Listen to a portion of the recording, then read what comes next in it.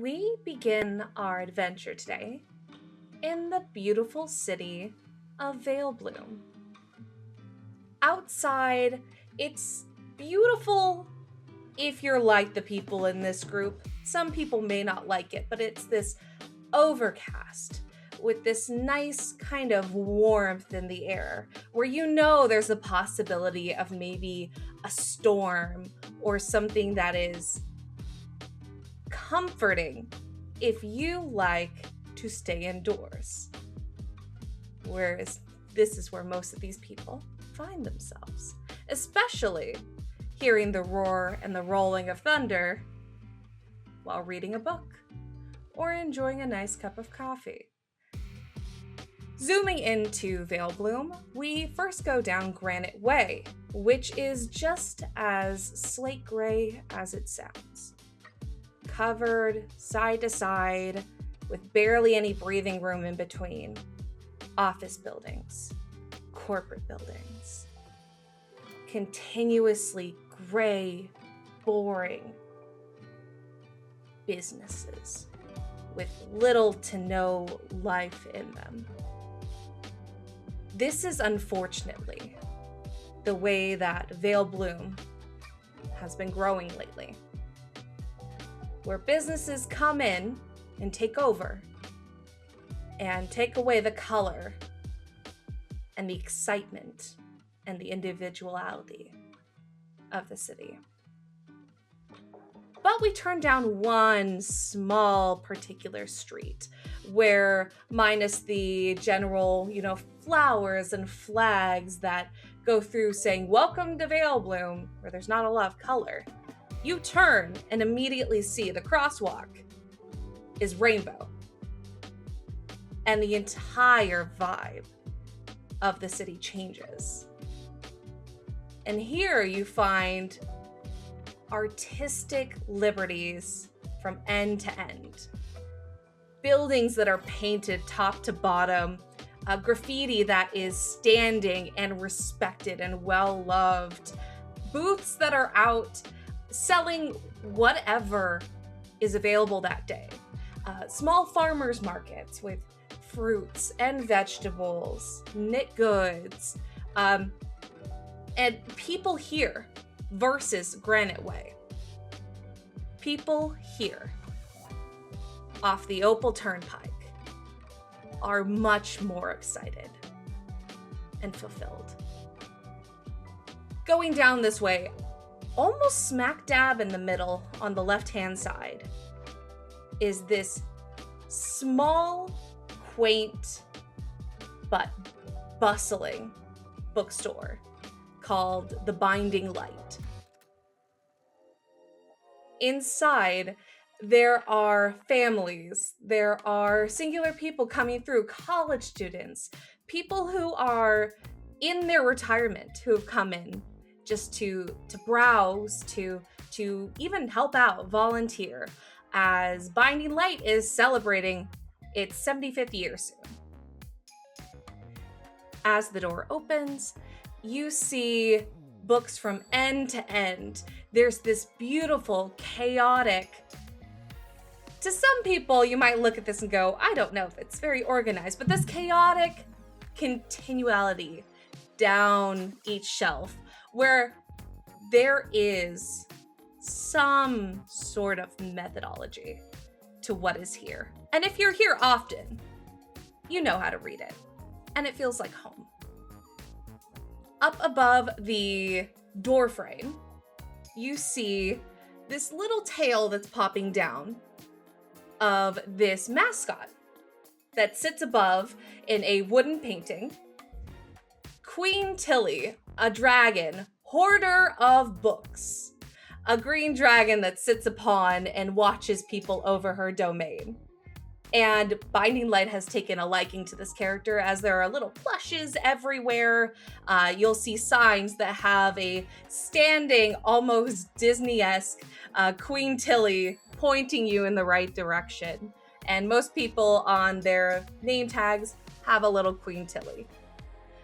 But down back in the corner, where it's its most quiet, thankfully, near the section of young adult books is the Golden Brew, a small cafe that people will sometimes just go into the bookstore to simply get a stunning cup of coffee or a well-loved cup of tea.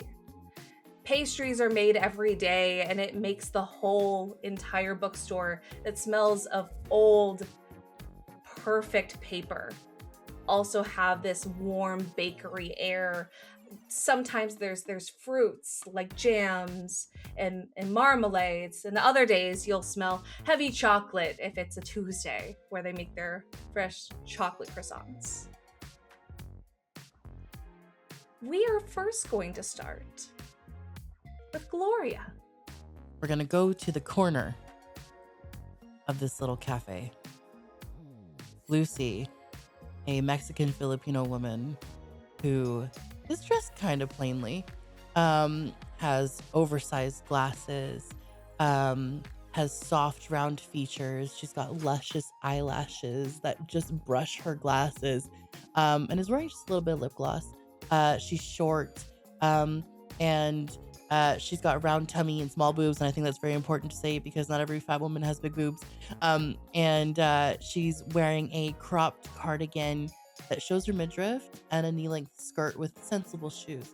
But you know what's not sensible is the part where she usually comes into this place, grabs books and reads them and sits down. But it's not that part that's weird. What's weird is that she likes to make towers out of the books. And she likes to do it on the table. And like she'll pile them up so high to see how long it'll take for her to make this fort and for someone to say, can you please stop doing that? So she's currently just like, okay, I got every single copy of the Avatar series here. I have Game of Thrones here. I've got all the smut in the middle so nobody will come talk to me. And I think I'm okay. I think this is gonna be fine. And she's sort of just talking to herself in this book fort that she's making. Okay, wonderful. So in the middle of your book fort, I would say there's still a section where you're able to see either around it or over it, where you're able to see people walk through. You see a younger person, probably just at a high school age. Physically, you're unable to determine, if they lean. They're fairly androgynous, so it's really hard to just kind of assume. But they have tan skin, and their hair is very curly and messy, and a combination of blues and greens. And they seem to walk over to the young adult section nearby the cafe and are looking for something in particular. They look around almost afraid to ask for help, and then immediately go back to what they're doing before they notice what they need is on the top shelf. They look up and you see them reach. Now, at this point in the day, I would say it's about midday. So, mid-afternoon. So, right around 3 or 4. Tell me, has Lucy had many cups of coffee or any additional caffeine today? She's had lots of coffee today. She's had so much coffee that she's really jittery and is really determined to keep grabbing books from the shelves. Why? Why, you ask? It's, how sometimes when you have too many cups of coffee, you see something, and you don't know if that's right, and then you have to blink through it and kind of readjust your thought. Because you see this person reach up to this book. And they're not short, but they're not necessarily tall either. And these shelves are old, heavy wooden shelves that near the top, you would need one of those rolling ladders to come reach the very, very high ones. This shelf is out of reach. But when they reach up, You see them on their tiptoes. They're reaching. You hear, "Ugh," and then you see their arm extend past what their arm should extend to. And when they grab the book in question, they stumble back. Their arm goes back to a natural length, and they look around to see if anyone's noticed. Are you showing yourself, or are you hidden? She's definitely standing up straight with her face like this. How did you do that? They look at you like they have no idea, but also the astounding amount of eye contact you're making is horrifying to them. But they're holding this book, and you notice it's a one of the just a newer copy of one of the like newer hit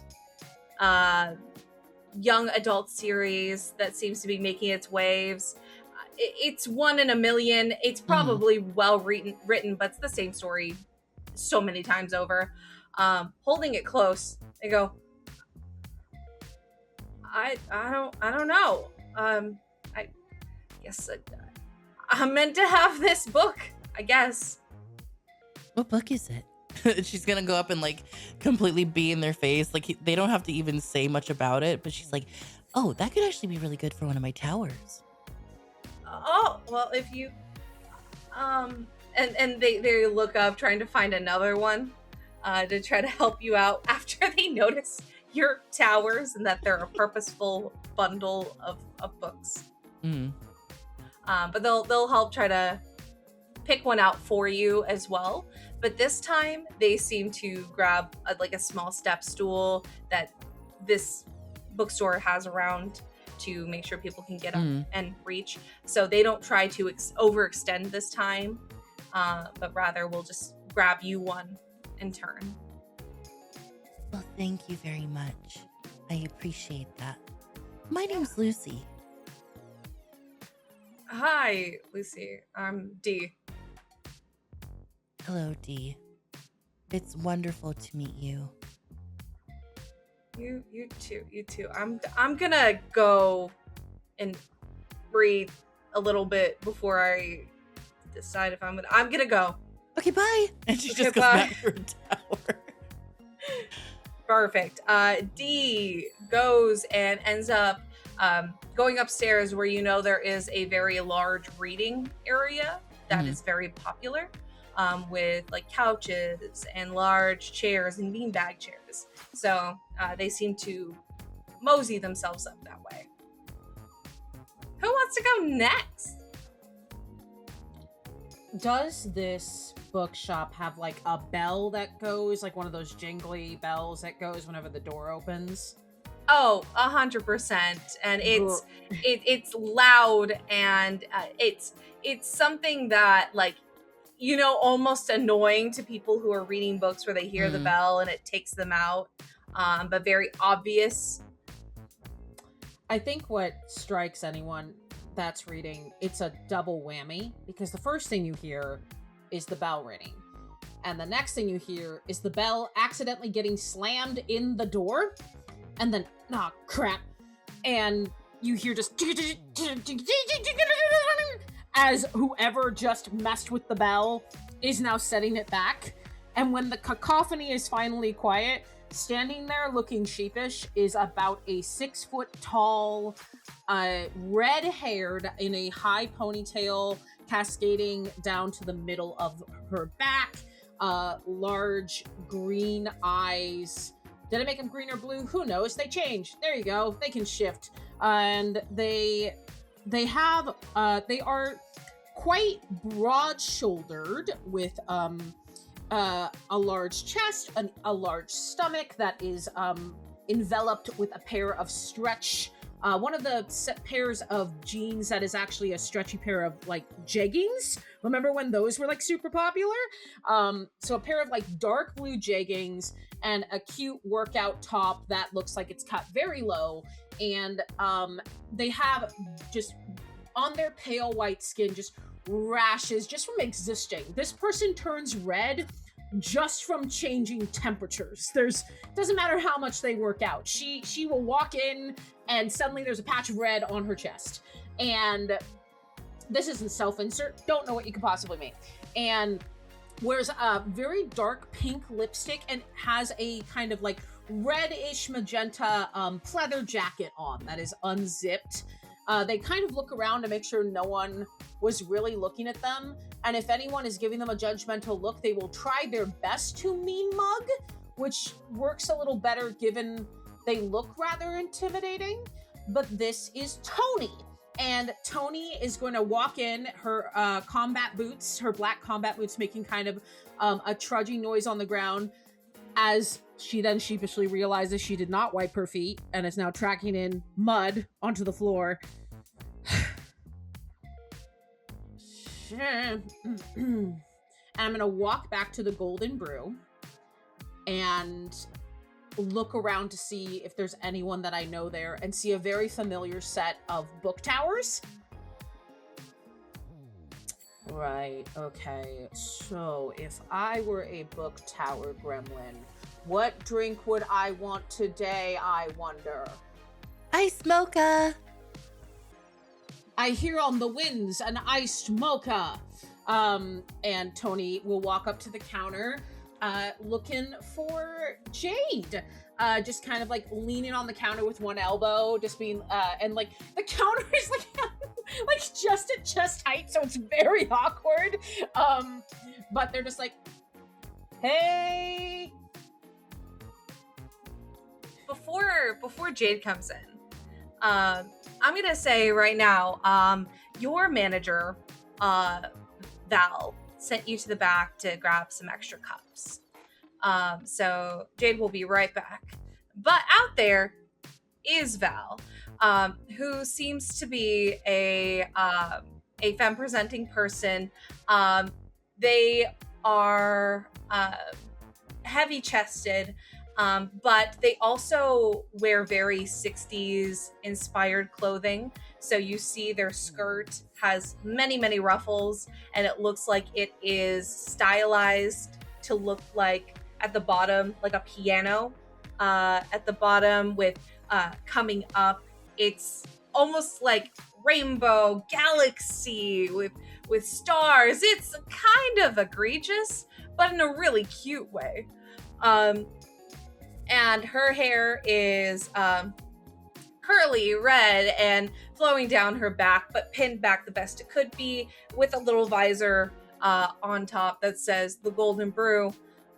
And she will give you a look. Oh, she'll be right back. Hey Val, how you doing? Oh, I'm good. How are you? Yeah, pretty good. Managed to beat my my bench press, so feeling pretty good about that. But if you don't mind, I heard a certain dweller of the book fort could use a iced mocha with light ice, if you'd be so kind. Oh, absolutely. And before even ringing you up, you've been here often enough. She's just gonna start making it. She goes over to where there's a stack of cups. It's kind of short at this point, as it looks like they've been running out of inventory at this particular time. And when she turns to grab a clear cup, you see those red curls almost flicker out on their own.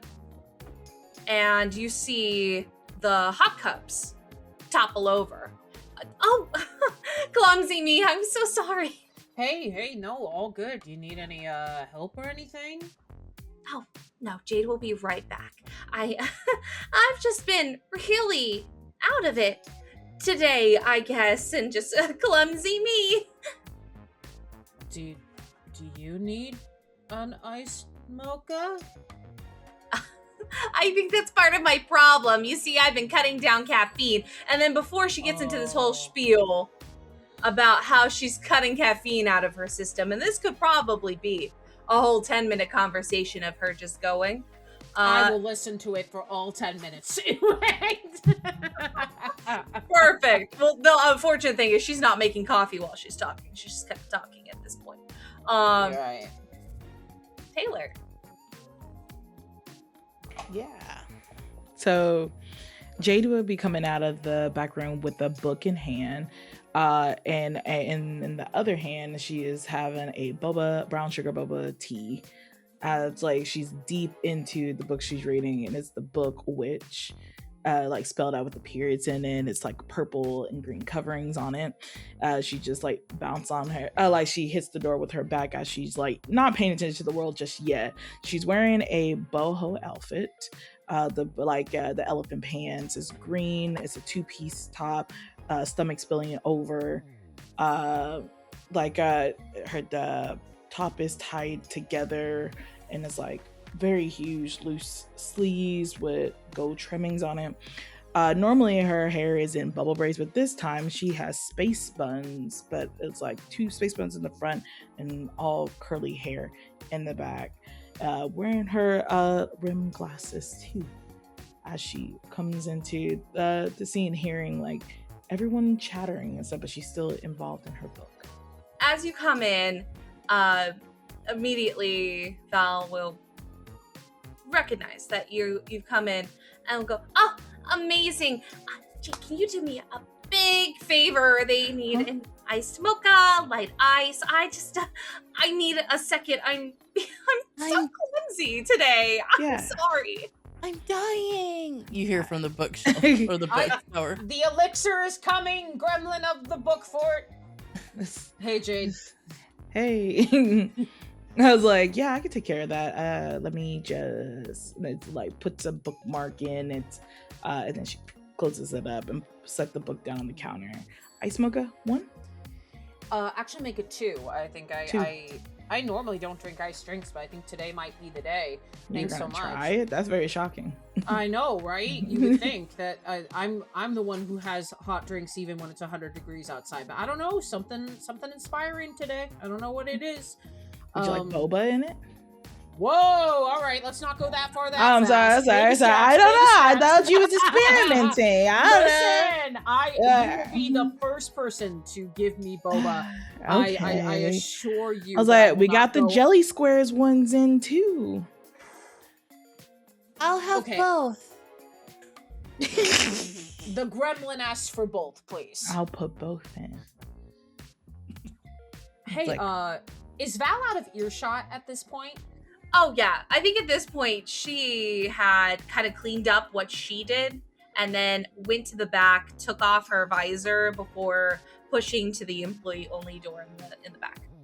She doing okay? Seems kind of out of it today. Probably just one too many ice mochas. Uh-oh. The poison! I'm going to pay, and then kind of still chatting to you. You'll notice, Lucy, that like parting just some of the books, like the blocks of a Jenga tower, and then the mocha slides in. The books close up, and then you just see my face towering over, just going, "Sup?" Thank you. I've only had 4 today. So that's a record. I thought it was 5. That's what I'm saying. I think I've lost track of time. What? I'm looking at your table to see how many cups you've left there's empty. Like 6. No, Jade, we're on track. We're on track. And that's why I made a decaf. What? Enjoy the boba. I haven't gotten up to pee in like 3 hours. No You wonder. should pee. Oh, no, please do that. Please go to the bathroom. In fact, it's quite bad for your body to not go. I'm saying that I haven't had to go because I haven't had caffeine. That makes... Anyway, this isn't important. Have you been hydrating? Which you get the gym bro just being like, like tapping their giant water bottle. All right.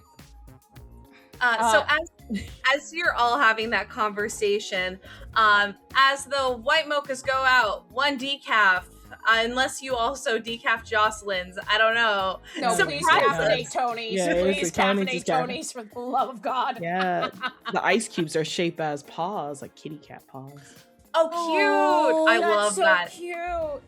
So as that happens, you're clocked in. You're ready for business. It's not. The nice thing is, when it's not busy, it's not busy. So you'll typically have time to read. But you have one more person who seems to be waiting in line, and they seem to be kind of going through their purse. Their eyes are low, very, very long bangs that hang right under their brows, and almost like they're kind of hiding themselves as they step up to the counter. Otherwise fairly nondescript. There's a sweatshirt, but they're going through this brown leather bag, and just excuse me, are you can I Hey, yeah, welcome to the cafe. Well, do we have a name for the cafe? It is the Golden Brew. Yeah, it's like, welcome to the Golden Brew. How can I help you? Can I just Americano is fine. And as they lift their face, you recognize this person. Kind of recognize this person. This is someone who comes in frequently, and you know them. Their name is Teresa, and when you see them, though, there's just something a little off about their face. Like, it's not wrong, but there's just something that's not quite connecting. But you know, it's the same person. Yeah. But they seem to be out of it. Dark circles, along with this whole nervous demeanor that is not typically them. Yeah, I was like, I think Jade would like grab a cup and start writing like Teresa's name on it and say, "Oh, Teresa, right?" Yeah. Are you doing all right? Are you sure you want an Americano? I can get you a smoothie, or No, we shouldn't change things. Routine is good. And as they look up, behind the counter of the cafe, the Golden Brew has a mirror along the back side. You know, this is to make the cafe look larger, as it's very stuck in this corner, and it will accentuate through the shelves and the books. But as they make eye contact with themselves, the closest thing I can say it's akin to is when an animal, like a dog, sees their reflection in the mirror and they don't quite know it's them. I think Jade will step aside in front of them to make them stop looking at the mirror so they can like recollect themselves for a moment. Sorry. Yes, no, whatever I ordered is perfectly fine, and then, whatever the pastry of the day is, please. Yeah, I can get both of those. Are you sure you're doing okay? Yeah, no, I'm fine. This is, I'm good. I'm good. Just, it's a weird day, I think. Yeah. Let me get right on that. And then I think Jade will start making the Americano, and the Americano she would put, it's like, do you want whipped cream on it? Yeah, that's perfect. Yeah. She'll make a cat whipped cream on top of it. And then the pastry of the day will be a strawberry Danish. Perfect. She will leave a total of $15 on the counter. That's way too much. That's way too much for everything. Yeah. But she's like, and keep the change, thank you. And we'll take the items and immediately turn to just leave, like beeline to the door. Before she leaves, I think standing with Lucy, kind of like watching this a little bit, I can't help but feel a little bit of like the scary dog, guard dog behavior come up. Because like I know Teresa, and something is up. And while I know this may not go well with my -1 to mental, I would like to roll a glimpse the truth check to kind of like get a sense of what the heck is happening. I don't know if it'll go well. Again, I've got a -1 to mental, but I'll do my best. Okay, that could be worse. I rolled a 5 and a 4 for a total of 9. -1 is an 8. 8. Okay, that's pretty good. So on an 8, you're gonna hold 1. So you get to choose one of the following questions. Are they listed in the basic? They are listed in the basic moves, which is good. There's a lot of them. There's a lot of them. What here is not what it appears to be? Ooh, okay. So you said you know Teresa. I've seen her around, yeah. Like, I know she orders an Americano with whip. Like, I know that she seems pretty chill. Like, Lucy and I have definitely seen her a couple times. Definitely not the nervous type. Like, I know I'm not the smartest tool in the shed. That's how you say it, right? Smartest tool in the shed? Anyway, I'm not the smartest tool in the shed, but, like, I know that something is up. Yeah, so when you look at her face, there's something wrong. And again, she's a pretty person, so like her face generally is not like bad to look at. But when you look at this person, this is a slightly different version of the person you know. Her eyes are slightly closer together. Her nose seems slightly longer. Her lips almost are a little off kilter. Like she's like, not like she's smirking all the time, but like it angles in a certain direction. There's just little things to where if you saw this person, or you didn't really know this person, or looked at them often, you'd be like, oh yeah, that's their face. But now really studying, there are little things that you can remember that are just so slightly different that them all together makes an impact. Did Val have any similar facial features, or did Val look about the same? Val looked the same. It's just their hair that, now that you're thinking about it, seemed to almost bounce on its own. And then when she flickered her hair, it almost whipped out like it was doing some form of action on its own.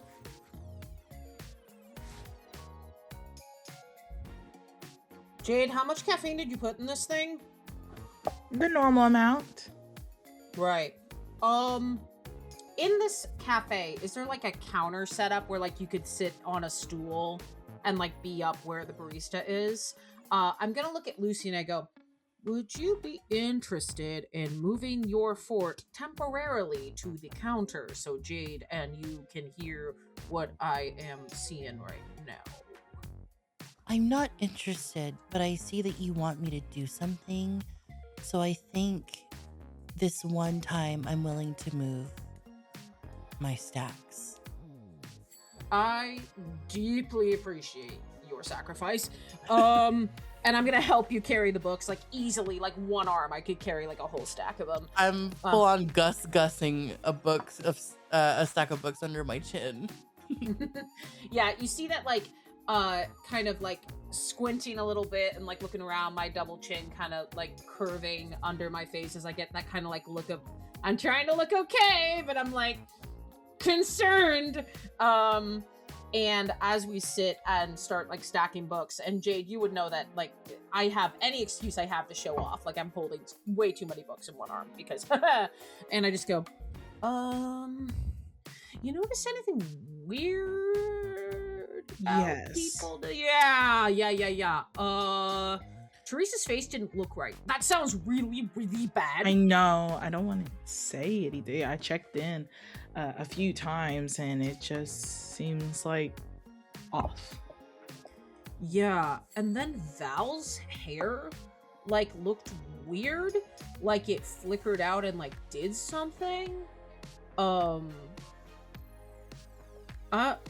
When there's a Lucy- gas leak. Oh God, I hope not. We definitely have to call 911 if that's the case. Yeah. Lucy, have you seen anything? Someone earlier had an extendo arm. Extendo. The what? Their arm extended Michael Jordan style at the end of Space Jam. Oh shit, I haven't seen that movie in forever. We should definitely like come hang out at my apartment and watch that movie. But Yeah. besides that, shit. Okay. It's a gas leak. We're Gas all leak? hallucinating. There's a gas leak. I don't know. Are we like? There has to be like a crazy like explanation for this, right? Like all center phases, whipped hair, extendo arm. No, it was definitely real. I might be high in caffeine, but it definitely happened. If there is a gas leak, I'm going to scream.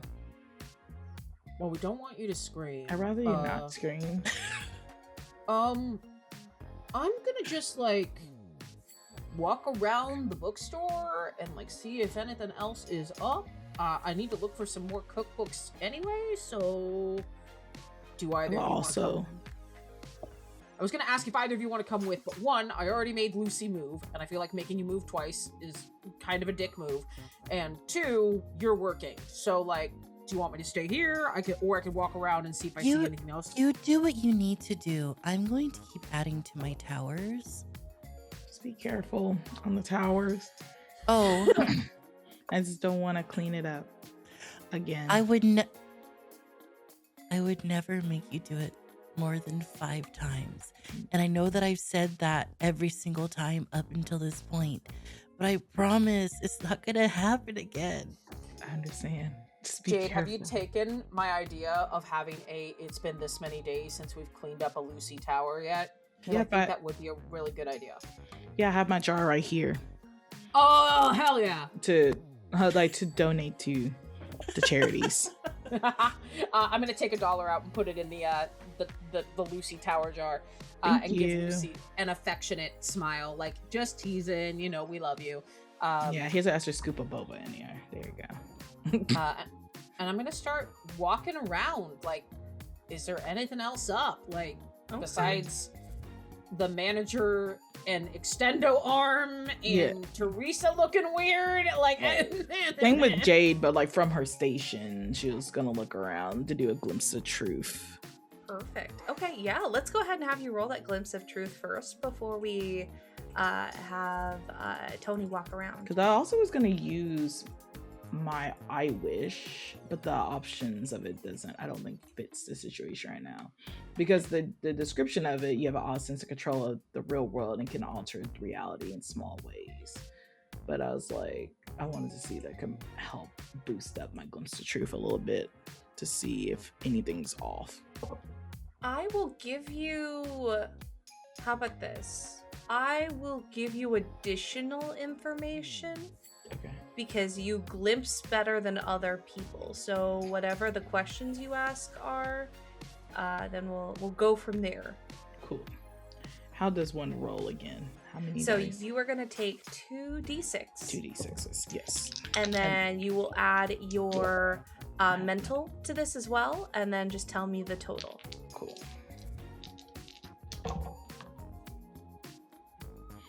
I have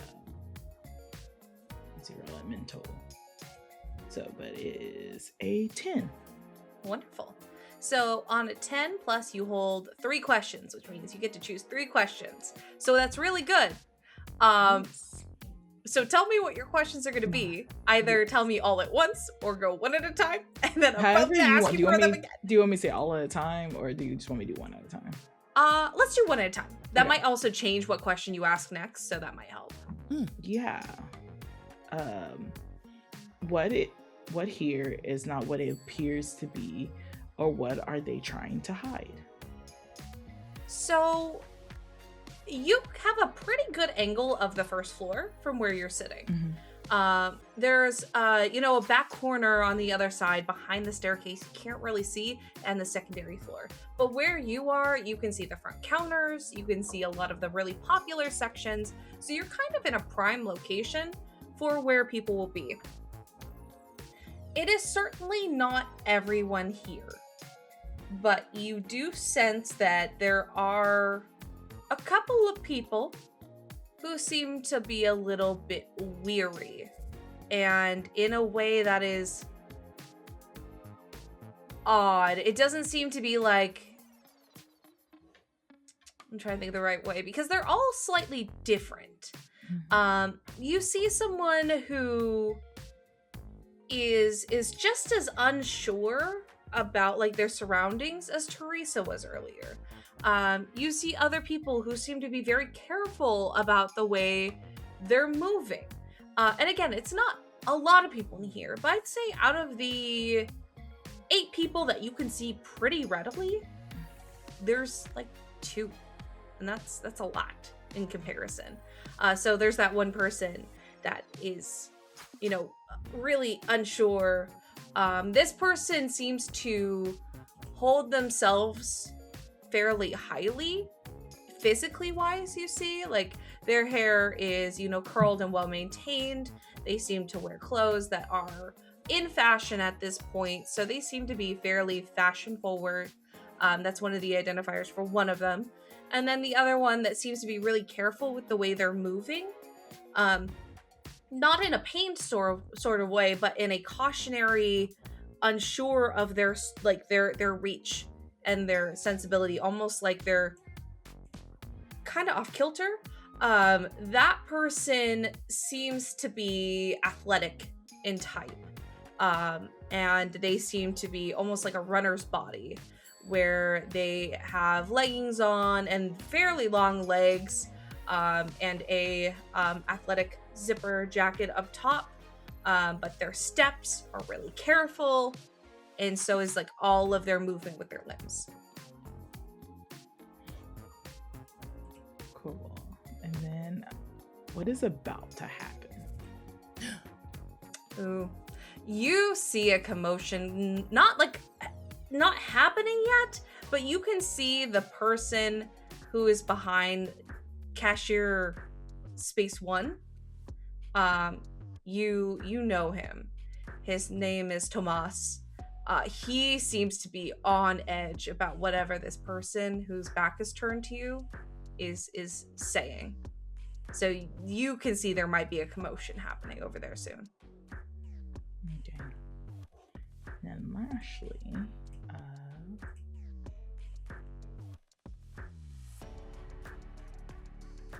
what is the most useful thing here? It's really weird. You're looking around at everything, and you're trying to find something useful, something that puts everything together. And you keep seeing the plush of Queen Tilly everywhere. Like, she's everywhere, but like almost, like when you're playing Slugbug and you see a lot of Volkswagen Beetles at that point in time, because now you're looking out for them. It's almost like something internally in your mind has made you look for Queen Tilly plushes more, and they are far more noticeable than normal. Yeah, I think like Jade is like taking everything in. Her eyes is just squinting a little as she just looks around at the familiar but not familiar anymore cafe to her. And I think she'll go to Lucy and be like, I think I'm gonna go talk to Tomas real quick. You want me to go with you? If you would like to. You have to leave your fort.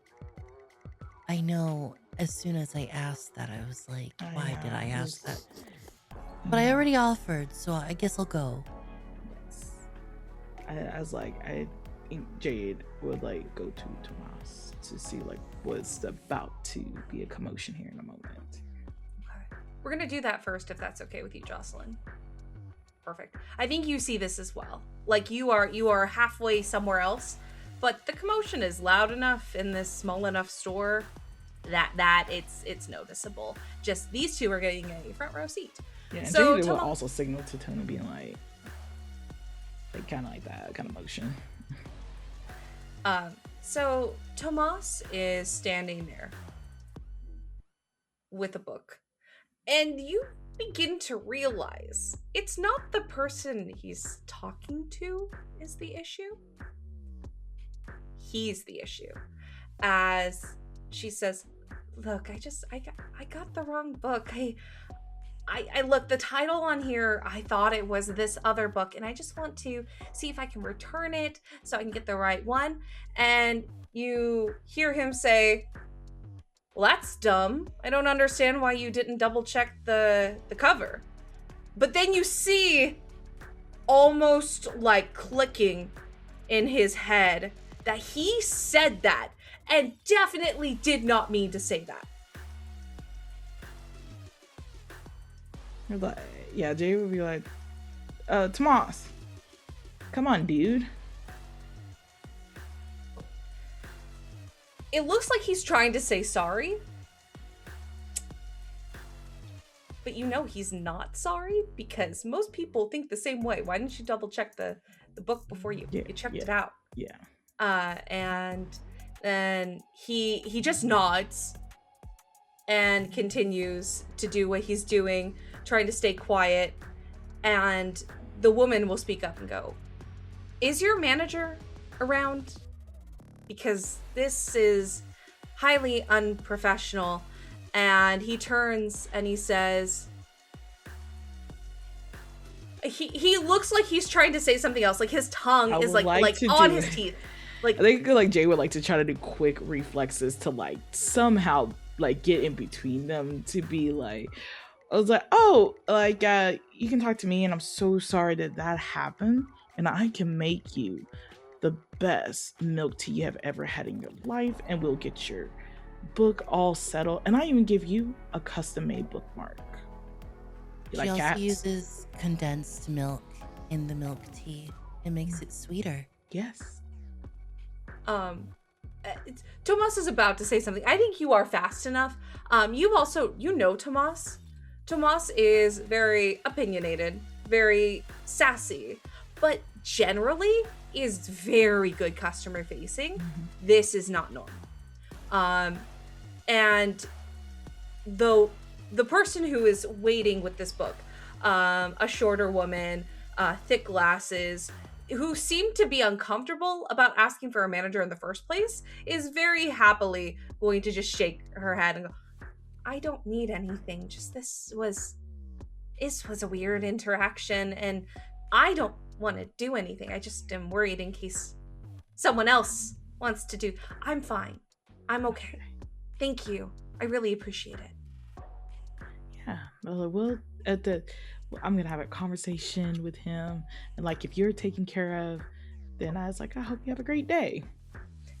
You too.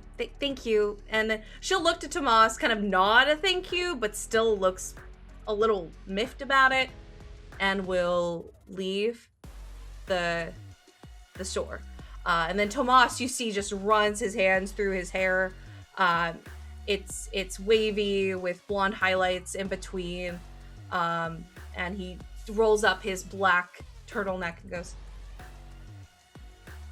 I wish I could say I was sorry. What's going on with you?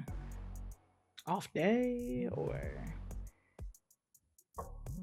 I don't know. As soon as I know, I'll let you know. Did you like? I think Jade is like again putting the pieces together. Everybody else and just being like, everyone's so off today. Everything's happening. Did anything happen to you this morning before coming to work?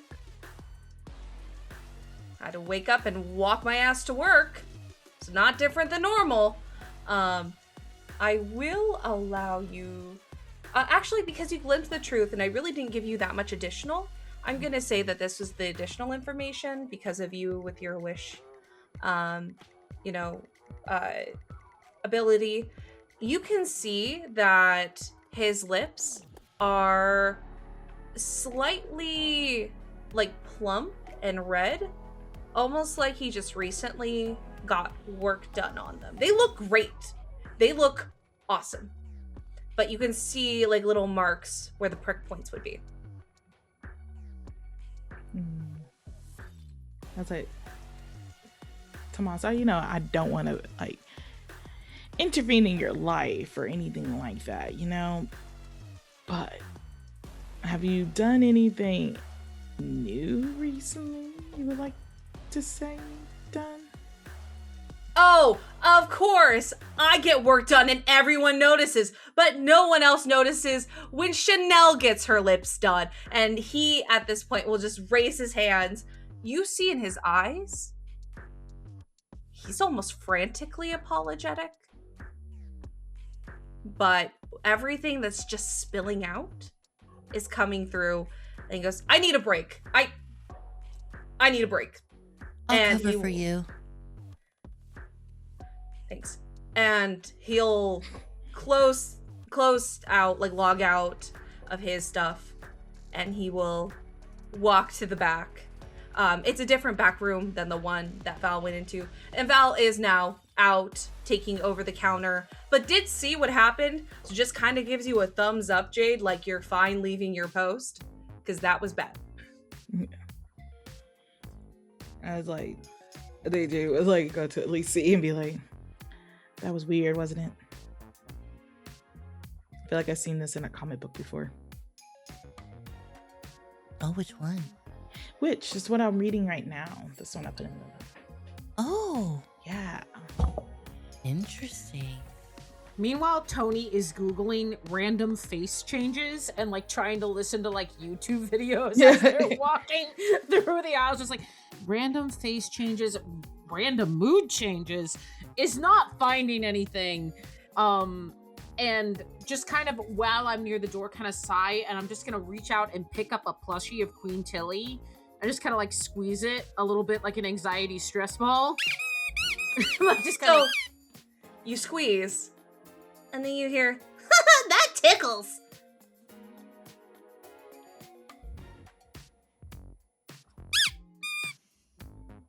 Seriously, you need to stop squeezing me now. This is getting a little inappropriate.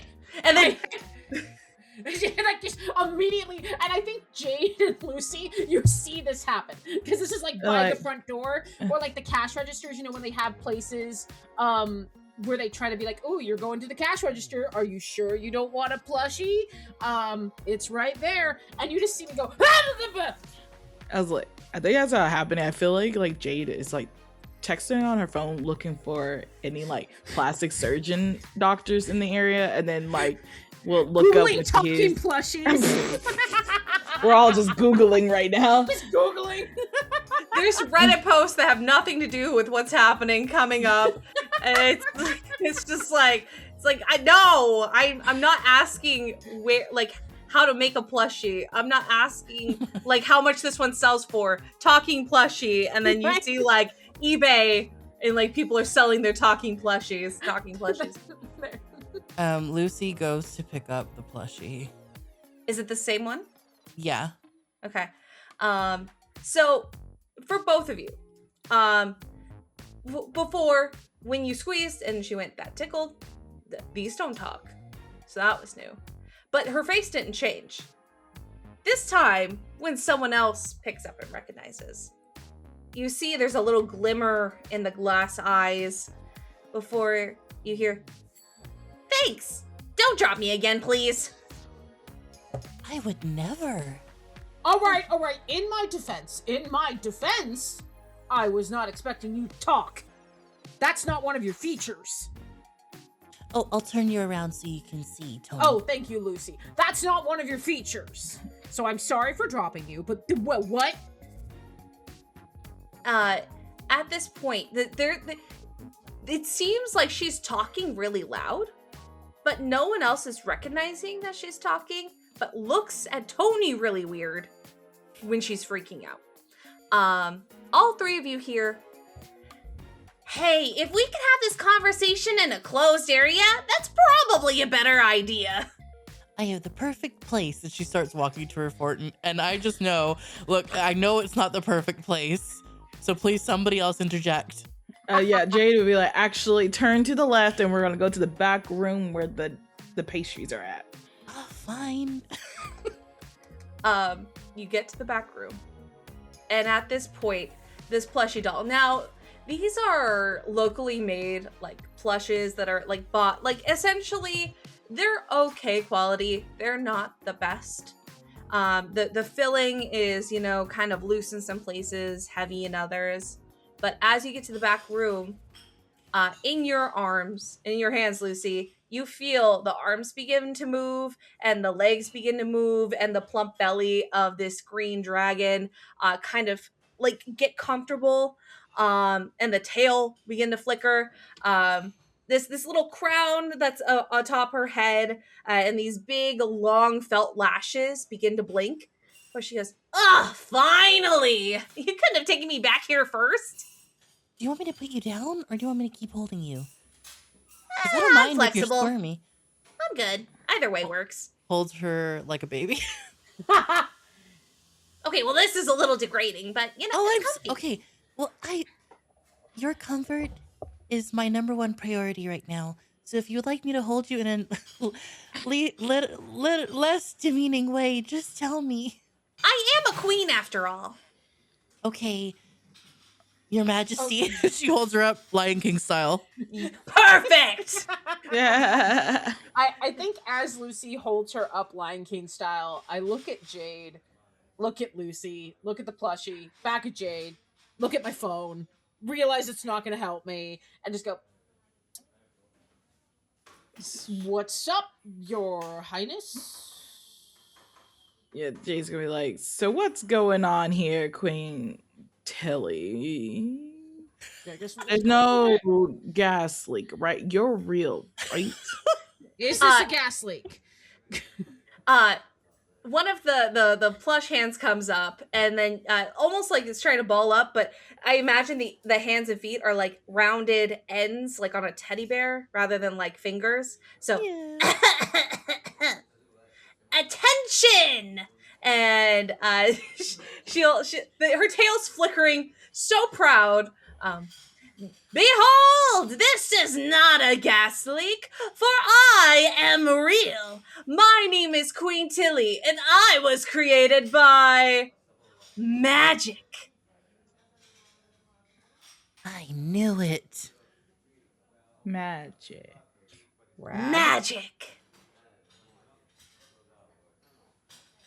I want to say prove it, but also you're talking to us right now. I feel like she's kind of she her pronouns. I'm a fucking plushie. I don't care. Listen, it's worth asking. It's worth fucking. No, asking, you're fine. Your Highness. Your slash highness. Your Got it. Highness. Yeah. Pronouns are new to me. I just got here. I'm made by magic. Your Who made Highness. you with the magic? Yeah, so basically what happened was the magic came here to Veil Bloom and went doodly doodly doo, and then now I'm talking and I'm learning. I'm getting there. I know who I am. I know who you are, and I know what you gotta do. Oh yeah. So we have Tony, and then the hand will go like this, and we have Jade. Yes. And then the arm will kind of turn around, actually. So it's on a hinge, so like it will just turn all the way around and go. We got Lucy. Okay. Right. So You magic mentioned something we have to do. Right. Yes. Put me down, Lucy. As you wish, Your Highness. And she places her ever so gently onto a table. Now at this point, the middle of her doesn't squeak, but her feet sure do. Aww. So you hear as she stumbles and turns to all of you, still very almost robotic as she's getting used to herself, and as she kind of wiggles some of the fluff to go in different directions, she's seeming to become more flexible and comfortable in this body. She will turn to all of you and go, "You are to stop all the evil magic that's come to Veil Bloom! Da-da-da-da!" And then her little hands will shake like this. Very impressive. I'm a college student barista. I do protests. Okay, time to protest bad magic! Da-da-da-da! Oh, okay. So how does one stop bad magic?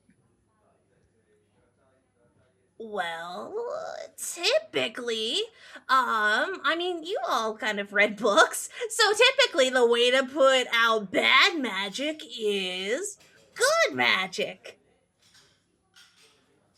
But that Yeah, requires that's us to have magic. yeah. Don't listen. I can lift a lot of things, and my leg press is absolute 10 out of 10. But I don't think that's considered magic.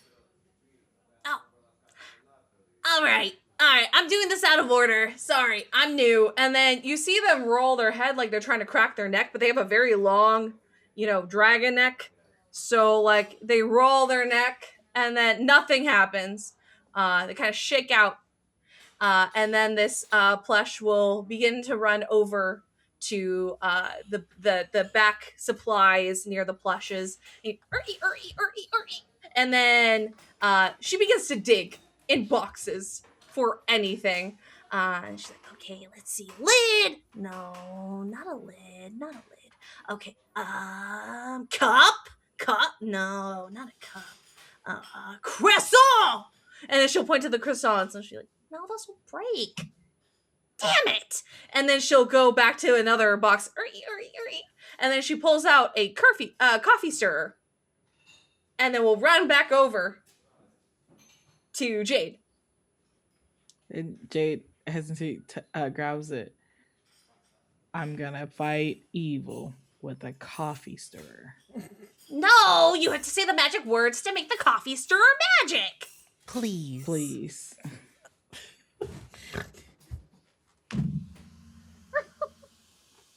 This is How old are we? It's like 25. enough. Enough. 29. Okay, well, if you were like 5, I would say yes, that's enough to put magic into a stirrer. But with you not being 5 years old, you gotta have a little bit more oomph than that. It's my first day with magic. How am I just naturally gonna just be like, oh, abracadabra or something like that, and not just have magic happen? Okay, well, see, abracadabra could work if you were feeling abracadabra, but you're not feeling it. So say something that you really feel with your whole heart, and then hold up your coffee stirrer, and then I've seen you read Sailor Moon. I've seen you go over to those sections. I see a lot. I see a lot of books. I see a lot of things that people pick up. So just how she naturally does it? Do that. To act natural. Yeah, just act natural. Like Jade looks at Lucy and like Tony and's like, help me. I kind of want that to be your magical thing where you genuinely want help and then you start transforming. Yeah, like you just he's like, help me. And turning on the coffee stirrer. You're changing. I'm just kidding. And then she like hits it, and then this is where the magical girl transformation. I'll describe it, but Help yeah, Describe it. it's like help me, and then like I think you see like almost like a coffee steam of swirls like happen around her. In the mixture of the little tiny boba balls also, but they turn into little stars as it swirls around her, and like her hair gets tied up into like the bubble braids and stuff, and then like her little hippie boho outfit merges together to turn into a shiny green sparkly dress, and the coffee stirrer turns into a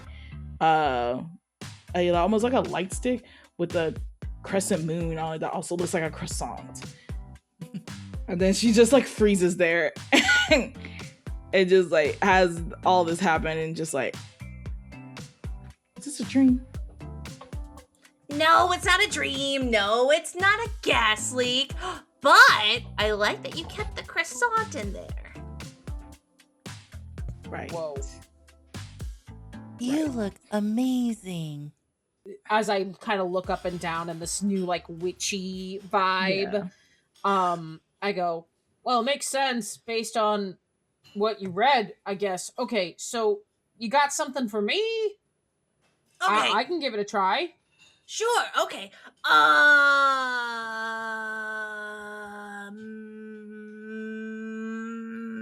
And she's just kind of working through it mentally before you hear as she runs further into the back, past where all of the cafe supplies are, towards the back warehouse room. You definitely hear a scream as you hear the squeaking. And coming back, you see between their not hands is a bookmark that's very pretty, and it's this beautiful like pink roses bookmark, and then goes, It's pretty, and I thought of you. And it's also the first thing I could grab after a guy saw me and screamed. By the way, a guy saw me and screamed, so we'll worry about that later. Does he happen to be a guy who his lips look like fantastic right now? Oh, stunning, actually. All right, Tomas knows. Great. All right. Magic words. I look at Lucy and now like very transformed Jade, and I'm like, well, you want us to get rid of evil magic, so back off, evil magic jerks. And I swirl my bookmark around. And as I do, even though like it's very jokey to begin with, as the bookmark moves down, it suddenly turns into this pin, this key pin that latches onto my jacket, and the jacket begins to transform and move in like a flutter of satin and silk, just kind of crosses like a stream over me before it turns into this fitted like military style. If anyone's seen Lieutenant Magical Girl, very much that. Tailored military-esque coat with brass buttons. There are rose motifs on the shoulders and a pink miniskirt showing off those very muscular legs. High pink magenta-ish boots. And suddenly the most interesting is pulling out from the key is a little sword pin that suddenly just turns into a straight up sword. Suddenly, Tony is just sword out of nowhere, poses with it, and then just goes, whoa. You have a sword. I have a sword. How do I look? You look pretty rad. You can impale people with that. Oh. I sure can. It is very sharp. Don't stab yourself. I'm working on it. I know magic doesn't feel real, but it's 100% real. So No, I'm feeling that. Yeah, I'm seeing that. Yeah. Okay.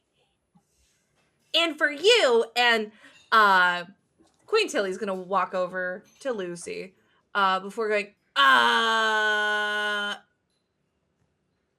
don't, I'm afraid if I give you something that you don't like, you're gonna be really mad at me. You gotta have that vibe. I would never be mad at you. You are my sovereign.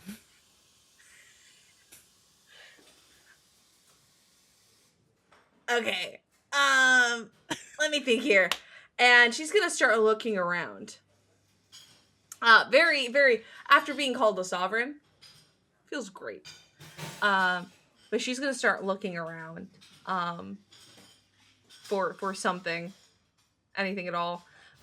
Now for what Lucy wanted for her wand, is that something that she has on her or in a bag?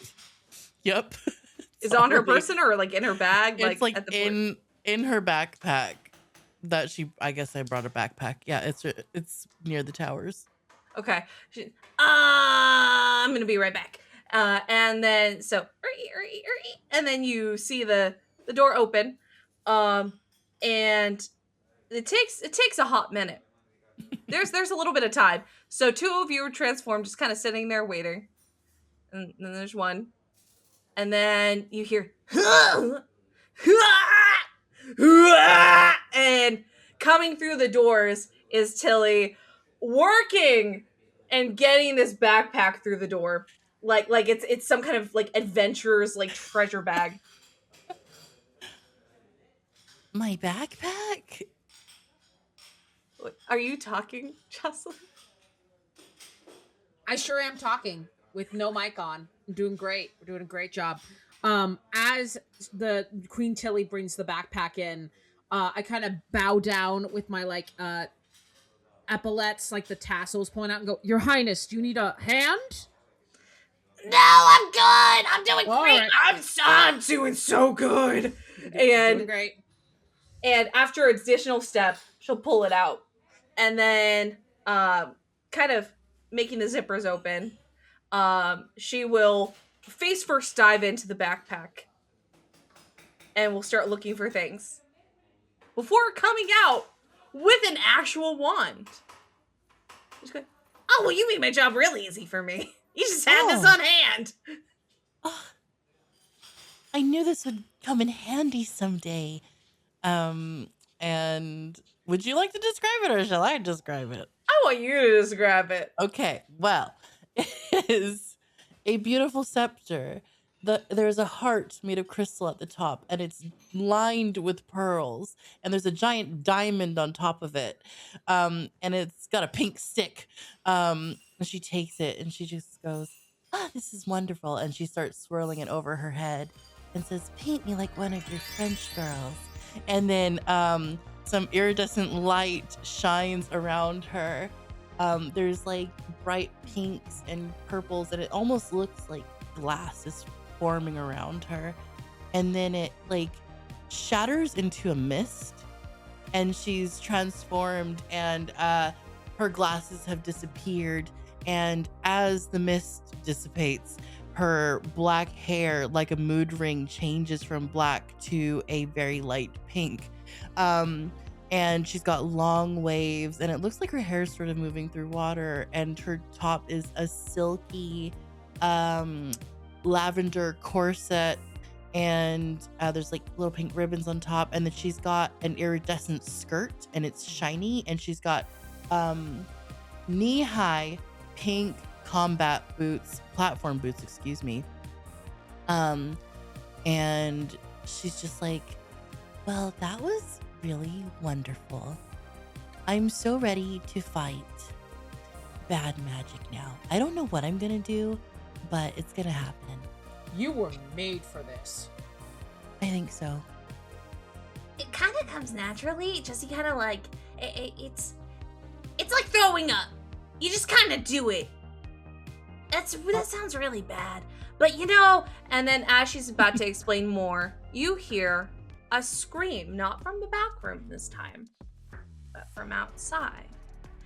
You do know that there is an exit that goes directly from here down an alley, and then that does head to the Opal Lane, to the Opal Turnpike area of the city. And she turns, looks at the door, and before her felt smile seems to almost get bigger, and she goes, It's showtime! You hear a scream from outside.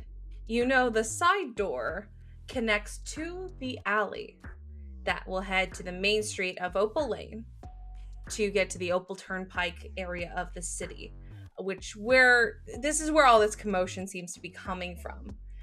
Tilly has turned to you and gone, It's showtime!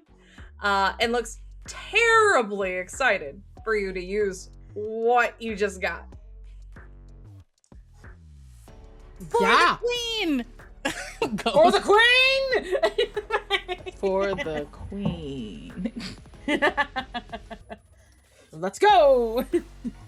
So, you bust through the side door. This alley has a lot of cardboard. It has some crates, some pallets, and a very large dumpster that seems to be used for recycling, and then a smaller kind of trash can that seems to be used for like the cafe goods.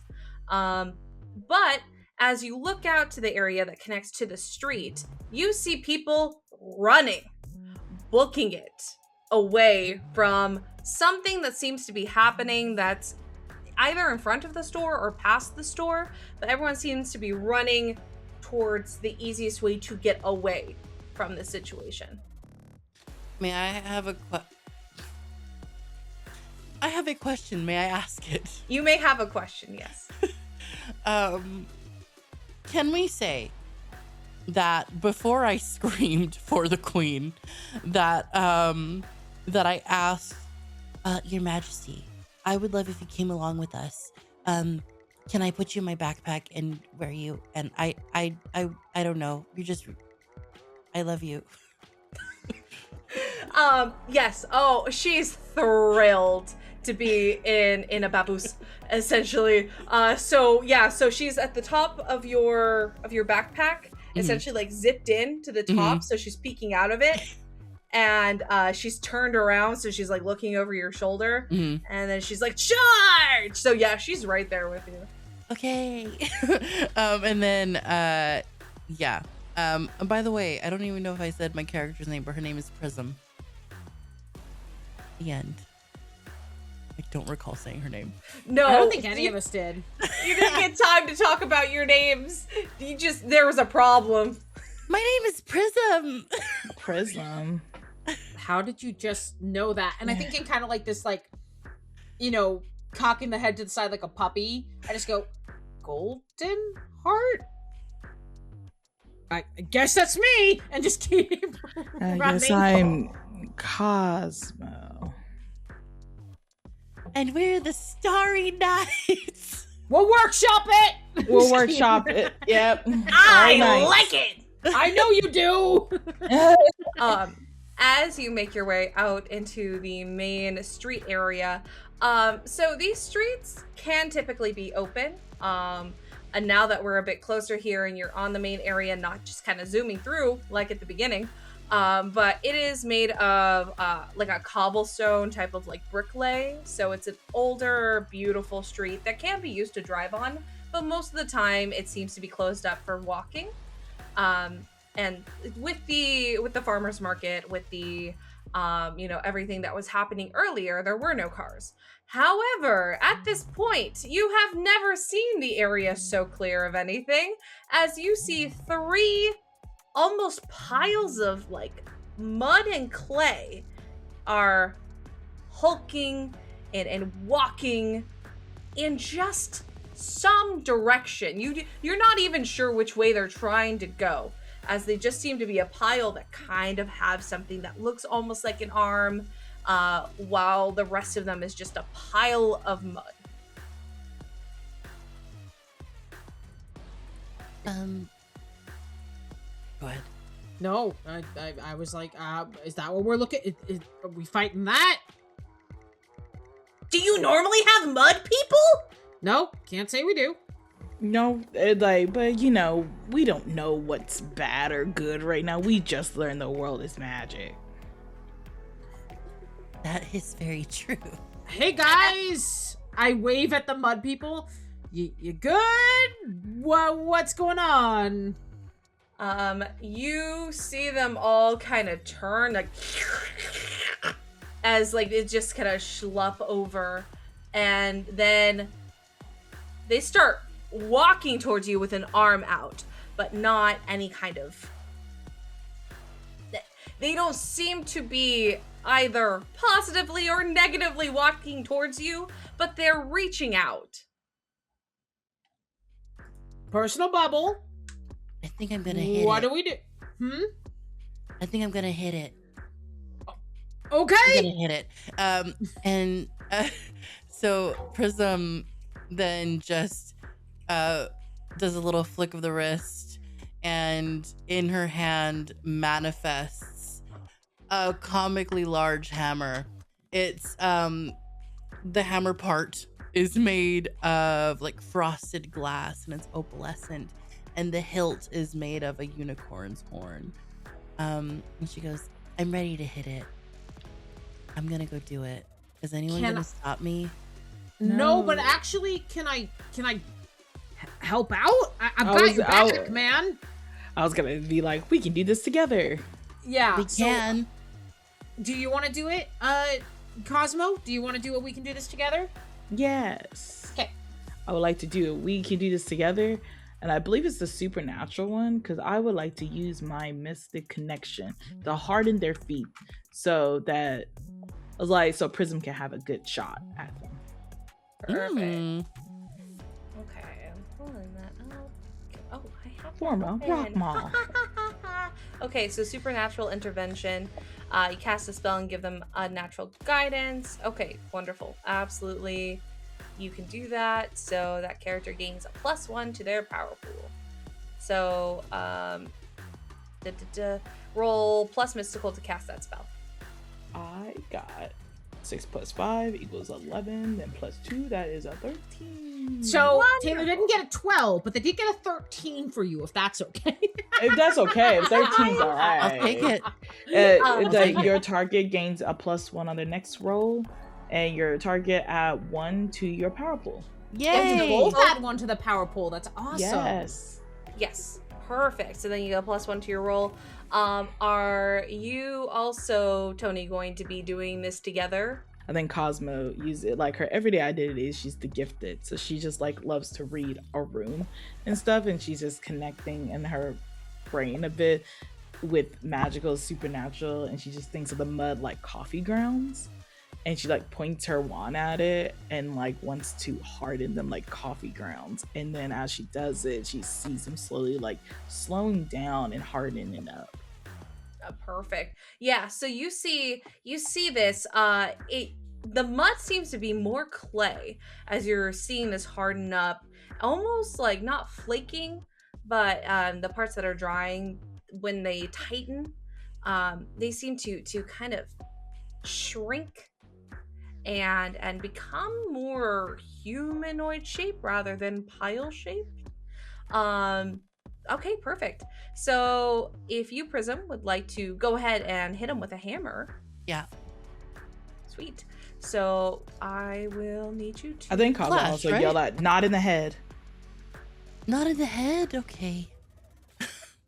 Okay, so am I rolling Clash? Yes, please. Okay. I'm gonna do it right now.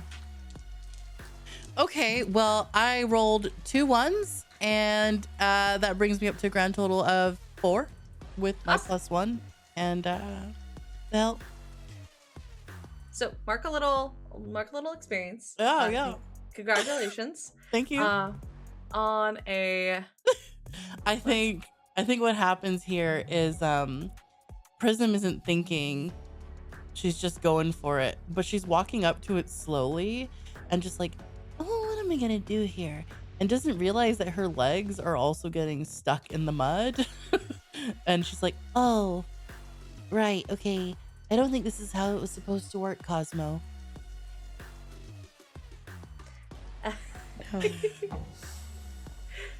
perfect. This is our first day.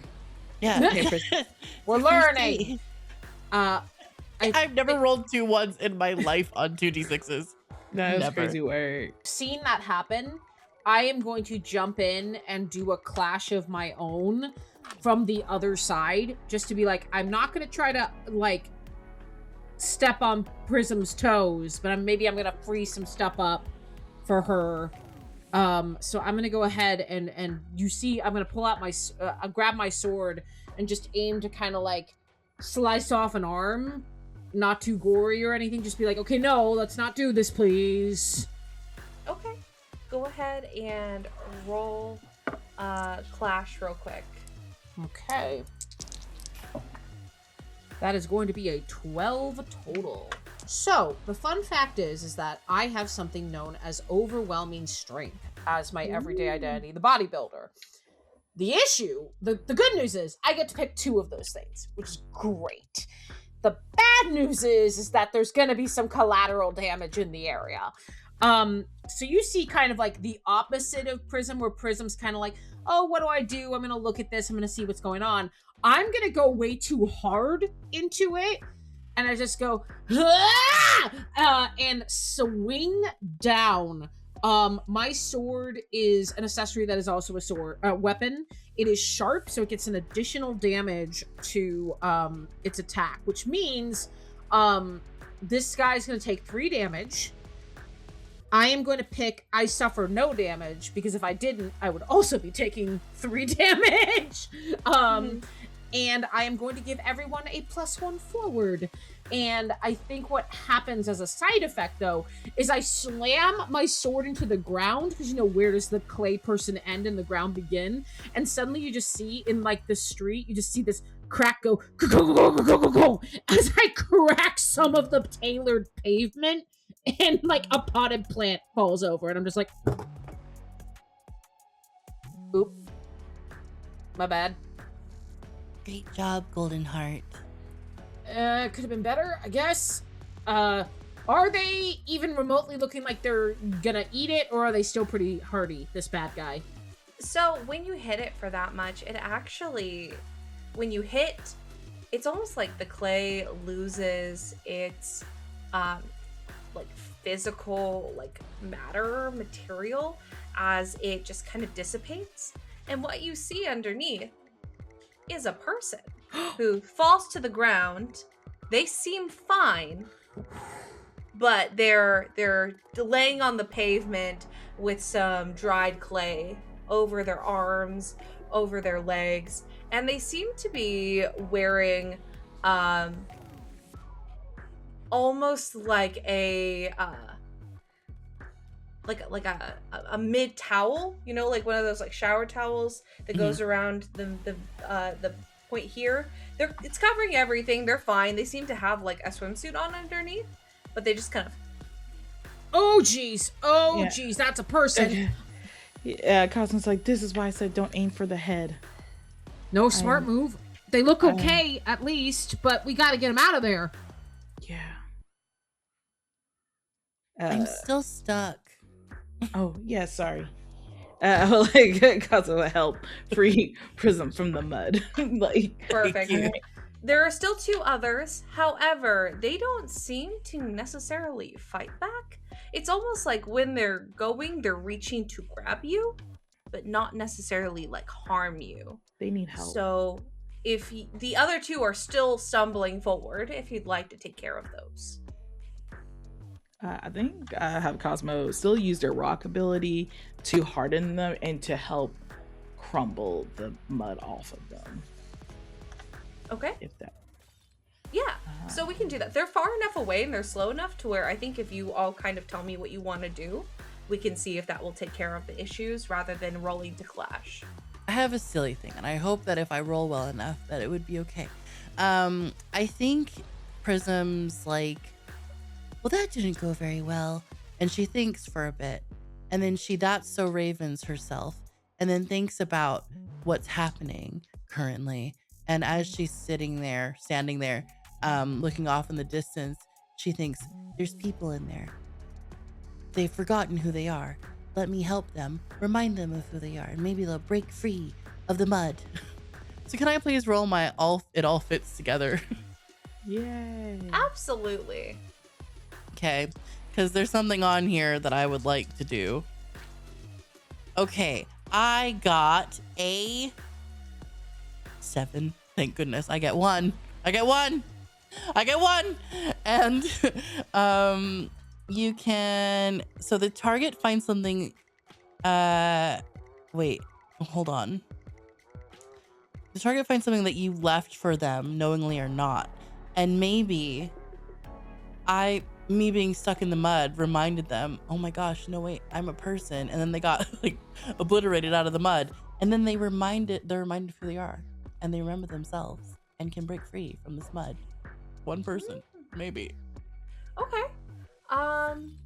I would say in combination with, the defense, the hardening of the mud, and then the remember who you are. You are my son of the one true king. Sorry. Yes. With a combination of that, one of them stops.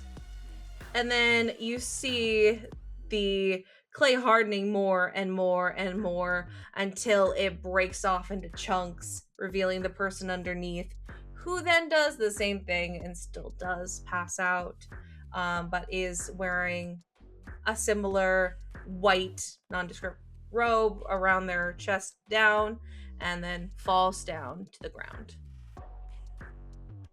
So yeah, one more. Okay, I think that what I would do is just in conjunction with like remember who you are and the hardening of it. It's kind of like using my sword a little bit as like a surgical tool. So if they're not really fighting back, it's just a matter of like, okay, let me get under that. Let me just and just start prying stuff off. Trying not to cause any more collateral damage to the surrounding area. The other thing is while we're freeing these people, I'm like, is this it? Am I sure this is it? So I would also like to roll a be vigilant because I am concerned. Sure. Yeah. So you're kind of holding, like, they're still walking, but like with Mhm. you like kind of almost holding them at arm's length and going, okay, there we go, and getting that done. You can also roll be vigilant because they're heavy. It's like someone putting their full weight onto you, but it's not like they're necessarily making you work hard to keep attention. Well, I rolled 2 2s, -1, that's a 3. So, no. Mark off that point. Thank you. It's hard to be vigilant when you're looking around and you hear and you see like mud going everywhere on your brand new magical outfit. Come on. No. I would like, if it's alright in this moment, because Taylor has a fear it was happening, but I want to make sure that Jade can make it there. Is there a way I can do another glimpse of truth? And in this glimpse of truth, I want Jade to like look at the towels to see if there's a local spa that has been created. I'm gonna save you the trouble on this. I did mention earlier that the towels are nondescript; they're just white. Very nice. So I will save you your turn on that. But like, I think it's like Jade is trying to figure out if there's like any like propaganda or posters or something about like a local spa or anything like that happening. That might be something that's better after, because you can't really see a lot of like posters or anything where you are right now in the middle of this situation. Yeah. But I would say if you want to hold that for after you figure out this, then you absolutely can, start looking things up and like trying to find things after. Cool. Do you need to do roll anything it else? off for because I think I'm just breaking off the mud from the other people because we have one more to go. I'm just breaking the mud off that person. I'm kind of wanting to see if there was other things that everyone else was doing, because it's going to take a while if it's just you trying to pry off mud versus like breaking, like attack breaking it, or like doing other things to make it happen, because it's going to take a while to just chip it away. I'll straight up attack it then, like I did last time, but still trying to do it in a way where it is not going to hurt the person underneath. Gloria, did Sure. you want to do a we do this together? Or I know you was going to say something. I was gonna ask if you were gonna do something, since you're gonna hold something for later. I was gonna do it like I got your back. Yeah, you guys can do whatever you'd like with that. You can do it for Golden Heart if you like. I'm happy Yeah. to wait. Yeah, I got your back. All right, To help you with the. Behind this whole time, by the way, Queen Tilly in the backpack's been like, yeah. It's just been very excited about this whole thing. Yay! All right, what'd you get on that? Well, not well. No, because I have a +1. I'm back. And you also have a +1 from forward from my 12 plus, by the way. Because I picked that as an effect from when I last did it, so you can add another +1. Cool. Doesn't sound like I'll be like, we're not in the last thing anymore. Because at first it was about to be a 6, but then I had a -1 in my physical, so that bounces that back up some to a 7 now. So you yeah. give me a +1, but you put yourself in danger. Yes. The Cosmo way. I got your back. As she's always known to be. Yes. Perfect. Yeah. Go for it. Okay, get him. That is a 13 on the attack roll. Yeah, it's gonna be the same thing. You pick your effects. They literally, it's like the clay explodes off of them at this point, and they do the same thing. They fall exhausted to the ground. This time instead, they seem to be someone who doesn't have like a top they're trying to cover. So instead of it being something that wraps here, it's wrapped around their waist, and then they fall to the ground. But yeah, at this point, the roads are clear as everyone ran away from these mud things. You are all kind of just here. with these people who seem to be in good condition, just tired. Like they see their pulses are fine, the color on their skin, they seem it's like proper amount of pink in there. Their breathing seems to be fine. They're just a little dirty. Okay, We should bring them back to the shop. that's what I was thinking. What do you think, Prism? I was thinking something else, and I would rather do what you want to do. I think that's much more sensible. Prism, what Okay, was you thinking? but now I want to know. I was going to turn my backpack towards the people and say, peasants, you must now bow down to your queen. And I think what you've all decided to do was much nicer. So You're right. I think we should go to the cafe. You are absolutely right, and Correct, I think Prism. I'm gonna take one person each and put like one person over each shoulder, um, just to bring them back to the bookshop. So there is still one more person because I'm not that I'm strong, but I'm not that strong. So I got one person over each shoulder to bring them to the bookshop. I mean, I'm happy to help them over as well. Do a Yeah. little one arm thing. We I could do it don't want together. hold nothing. Okay, never mind. I'll take the mud people person. Oh, I Uh, thought you was taking them up. Oh wait. Queen Tilly has a paw over, not really helping, but being there, just like, yeah, I'm helping. You are able to bring them back in very easily, and there is areas like in the back where there are chairs if you wish to prop them there. There's nothing really they can lay on in the back area. You could try to take them upstairs, but you're in costume, and these are just random people from outside who are dirty and in towels. Let's leave them on the chairs. Yeah. Chairs, yeah. We could put them Right. around the book fort. Because We're superheroes, right? Prism magical. We help the citizens. Yes. And I'm going to help them by grabbing one of my towers. I'm just going to go and start putting piles of books around them. Amazing. So Taylor, you said earlier you wanted to see if you could find any information about a new spa, maybe. Yeah. So Like, I'm not gonna. Oh, go ahead.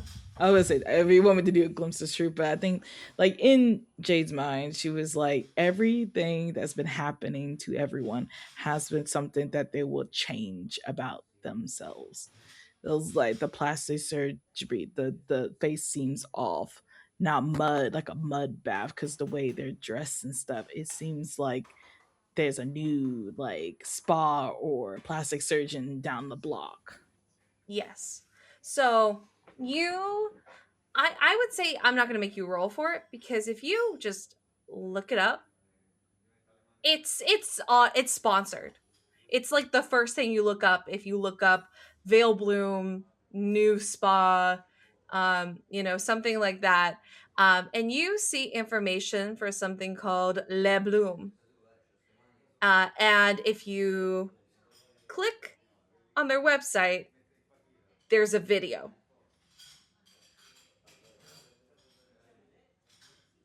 Oh, a video? I think Jade will like watch the video.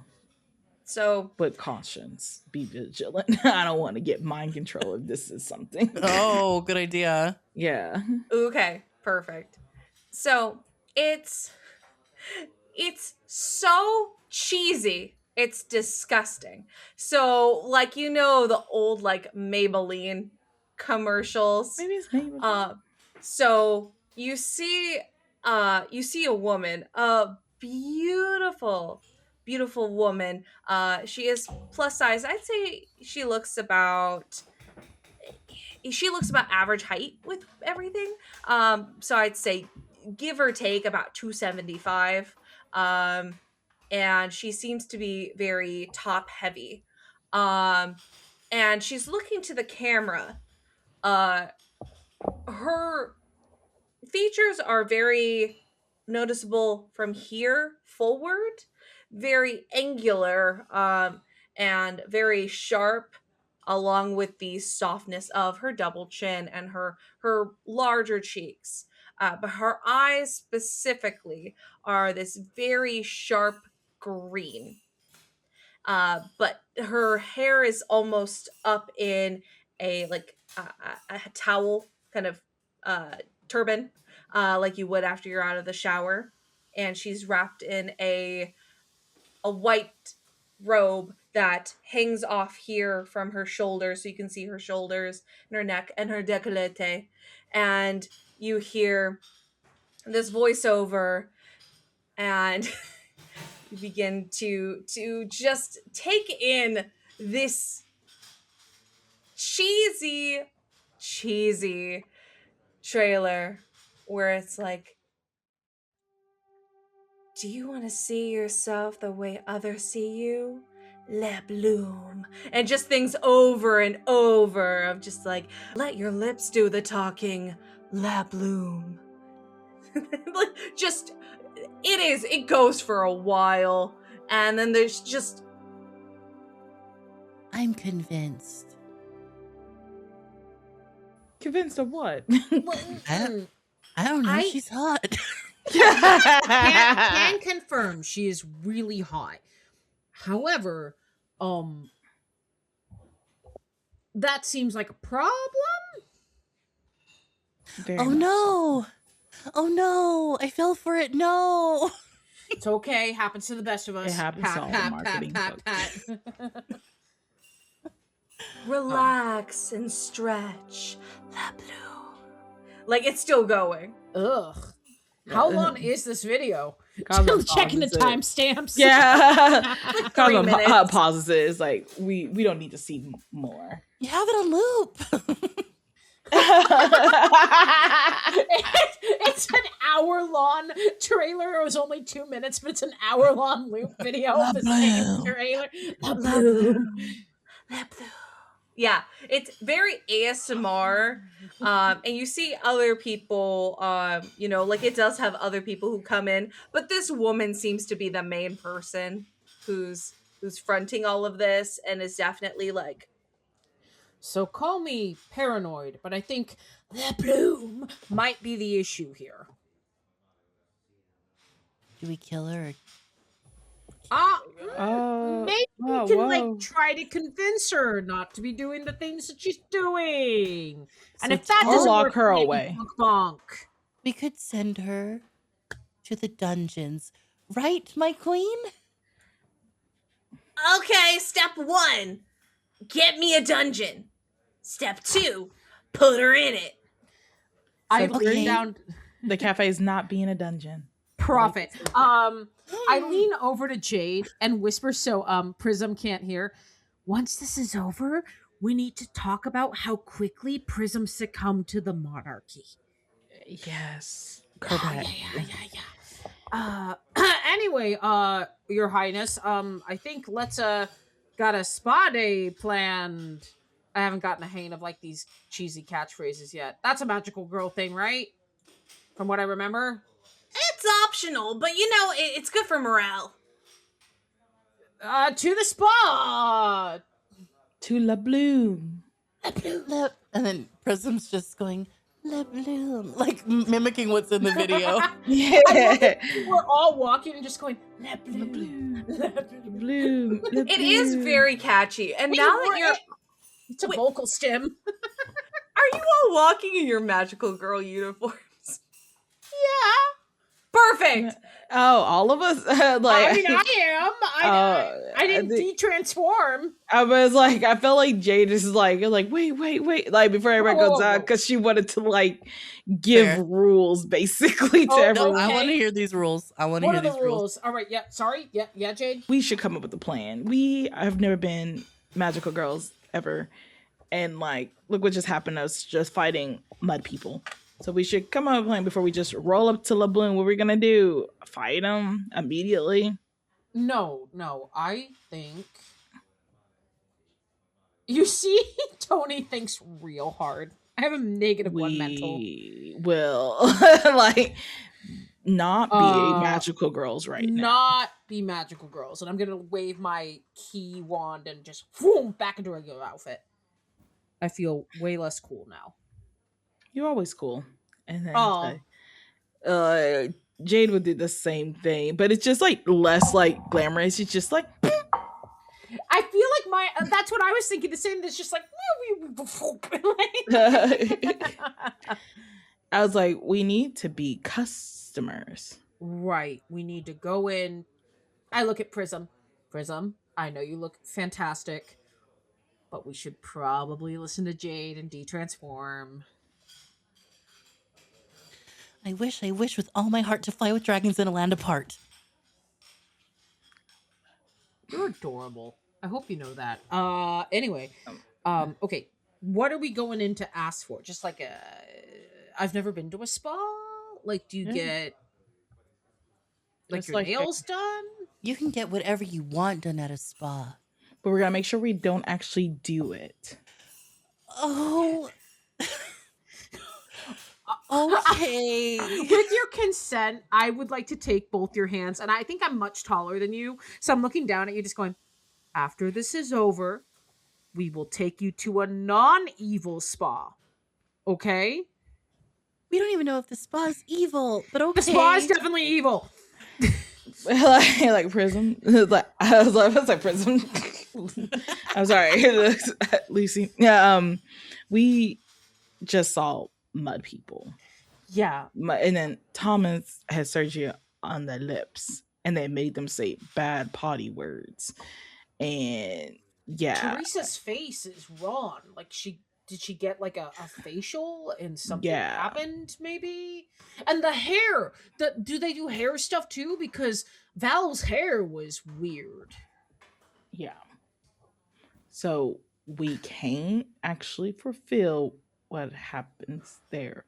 But I do have facial masks when we get back that we can all have to decompress The from under the day. eye patches? Yeah. Do you have the refrigerated under eye patches? It even shape as eggs, like from that one Sanrio character. Gudetama? Yes. Quick second. I'm gonna walk up to Val back in my everyday outfit and go, "Hey, Val, question. Just out of curiosity, your hair looks great today. Where'd you get that done?" So when you walk out, the whole business is a little bit paused because there were just fucking mud people outside. So no one's having a good time right now. So you come up very casually. It takes her a second. Huh? Thanks. Yeah. They had this deal at the new spa. Le Bloom, I think it's called.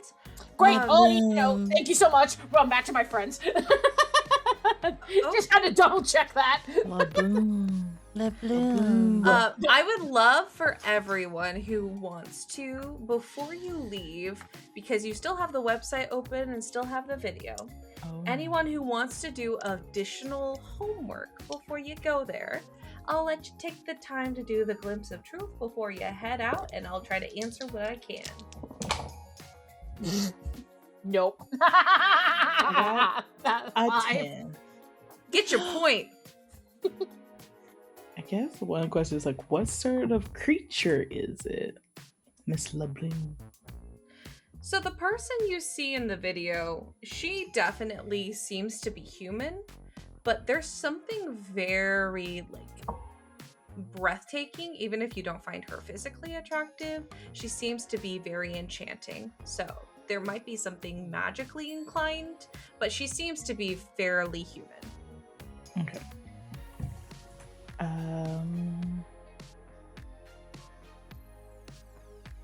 What's the most useful thing here? That is kind of specific on what you're looking for. What was your other question, maybe? My other question was gonna be, what is about to happen? Okay. We'll go in order. So what is the most useful thing here. So you're looking over this website. You find the address. That's pretty useful. It seems to be in a area that it shouldn't be in, because when you click the link or you click where the location is and you look, you see this is in a business building. So it doesn't even look like it's its own building, but rather like a level, like a floor. It's a lower floor in a building that does have, you know, like office buildings and different businesses. But when you have levels of like, you know, the brokers and escrow, like things that are, you know, office and buildings, having a spa on one of those levels feels a little weird. And you take a look, and it is in a place called the Rudenbach building. And if you do a little bit more research about the Rudenbach building, this is someone who is fairly rich in town, Harold Rudenbach. He seems to be a newer entrepreneur that came in. He recently did get pretty popular in local news because he was thinking about opening a new grocery store near the Opal Turnpike that would take business away from the farmers market and everything due to how low their prices can be. Get wrecked, Jojo Mart. And it was like, I think Jade would share that information with the rest.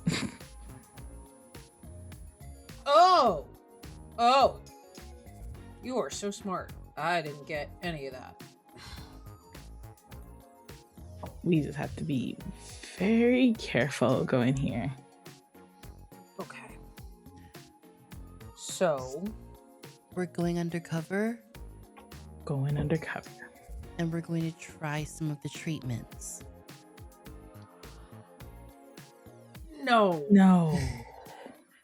We're gonna say we're gonna do it, but we're not gonna actually do it, you know? If Do I give them my debit card? Give them this gift card instead. Listen, To the cafe? Yeah. It'd be like it's a credit card cover. Yeah. They usually don't charge it to the end anyways. Lucy is on her phone checking to see what they have and what deals there are. Ooh, at the spa. We'll go over that in a second. Okay. But there was one more question, which is what's about to happen? And you have this, you can't really see what's going to happen because you haven't gone there. You haven't talked to anyone. It's really hard to kind of tell what's going to happen in a completely different area. But you can tell that this is a brand new location.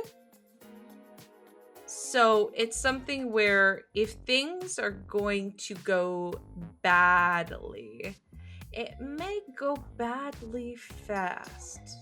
Just because you don't have a lot of information about the area, and you do know you're kind of locked into a multi-level business office. So what's gonna happen? I don't know, but be prepared is kind of what you get from that, which is not a great answer. That's the answer I have. Be prepared, Okay. everyone. Be prepared. Okay, so I think if my hypothesis is correct, which can happen occasionally, we had lip job and then just said the things that were like not supposed to be said, right? So and then like facial maybe, and like hair treatment, mud bath. So like basically extendo arm. So like gotta be some weird things. Okay, so I think we go in. Lucy, you are enthusiastic about this naturally, so you taking the lead is not a bad idea on this. You can be the amazing customer. You've heard about this place, it got recommended to you. You saw the Le Bloom video. Did I do that right? Le Bloom Yeah. Vogue. Great, awesome. And then Close. You did it. like a freaking golden retriever, just like, yeah. But I think what I can do is I can be basically, as soon as something goes wrong, I'll transform. But I really want to try to see if I can, like, maybe talk them out of it, of the bad, before we, like, resort to stabby stab and bonky bonk and stuff. Does that make sense? So first of all, I'm not getting any treatments. And I'm not You getting will, hit just anyone. not there. Just not there. I will buy you a spa treatment, I swear. Just not at the place But that this will... can be done today, is all I'm saying. It's all I'm saying. I understand. I understand. You want to say things that you don't want to say? What? I don't remember what was just said. Huh? Right. Remember, bad things happen to the people who Okay. get the treatments. I don't want that to happen to you. That's fine.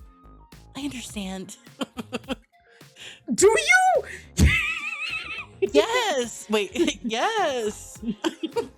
Lucy, give me a phone. Give me a phone. Watching you book an actual appointment. So All right. the different treatments that are available. There is a long list. There's actually a lot that's available, and you didn't think it would be this extensive. So there are mud baths. There is also facial treatments, makeover treatments. There is a medical esthetician, which means things like Botox and fillers can happen. So it's not like plastic surgery, but it's medical aesthetics. There is a sauna, and there is hair treatments. They also have hair spas. So like, the Japanese hair spas, those kinds of things. They have nail treatments. They have a lot of things. Massages are one of their most recommended things that they have. They also have like full body mask rejuvenations as well. So essentially, like, you pick a part of the body, there's something for it. They also include like waxing and things like that. So literally any part of your body, there's something there. And every service that you get in a package, and there are packages that you can get, you get a free glass of champagne, and a like platter of snacks, as well as, like, they say a customary treatment from Z for certain ones. Z. Is there any more information about Z in there? Is Z the woman? If you go to the page about, who is there, like who you can book with, at the top of the page, the manager, her name is Z. It's the woman from the videos. Right. I think I know who I'm gonna want to talk to. Jade, what if we, like... You're, like, a representative of this store. Yeah. What if you, like, said, oh, I want to speak to Z about a potential partnership? Or, like a thing. Is that something Yeah. that people do? I'm not very business savvy. Yeah, it could be like a sponsorship thing. I can say that we have a new aromatherapy tea. Ooh, yeah. Okay, well... Lucy, with the promise of the face mask that Jade has, we're okay? We're good to do this? You trust me, right? Yes. Yes, I do. Okay. I will also not lie to you and say I won't try to stop you if you try to get a treatment. Okay. But do you trust us too? Of course. Okay. Okay. Are you ready, Queen Tilly? I've been ready. You guys are great at this. Glad to be good at something. All right, let's go. I curtsy. She's on your back. Bow. So she I, curtsies with I, you. I curtsy. So you end up, it's not very far. So, however, whatever form of transportation you'd like to get there, even walking distance, it's within walking distance. Um, and when you get through the city, you begin to see more and more billboards that you slowly recognize you've kind of been seeing but just really haven't paid attention to. Maybe Lucy has, for the Le Bloom, where it's more like a hand holding out like a rose and it says Le Bloom, or it has like a side like face of like nose up to like the brow of, it looks like probably Z because the same eyes, and then it says Le Bloom. So you're slowly realizing this is everywhere. I'm impressed. Not gonna lie, same. Same. That just makes me worried. Yeah. Because this is what we're up against. Yeah. Okay. Let's keep going. So you get to the building, and it's a fairly large building. So the first level is definitely more of a lobby. It has a small cafe. It has like little shop in it. So it seems to be like a business building that has shopping in it. It's like this building is trying to become many, many, many things. Um, but you're noticing that everything has like a connection. So the cafe, it's the Rudenbach Cafe. And then the little store that has like, chargers, like essentially like a corner store. It's the box stop. So like everything seems to be connected. Um, you can either take the stairs or take the elevator, but it's fairly easy to find what floor they're on, and that would be the third floor. All right. I'm getting an elevator. I'm going to the third floor. And I'm going to ask for a bunch of treatments, but I'm not going to get them. I just wanted to say that right now. No problem. You go in. You do what you Yeah. need to do. Okay. And she smiles at that. And it's just like, great. And I is anyone else going in the elevator? Because otherwise I'm going up Yeah. by myself. I'll hop Okay. in the elevator with you for sure. I'll Uh, hop in.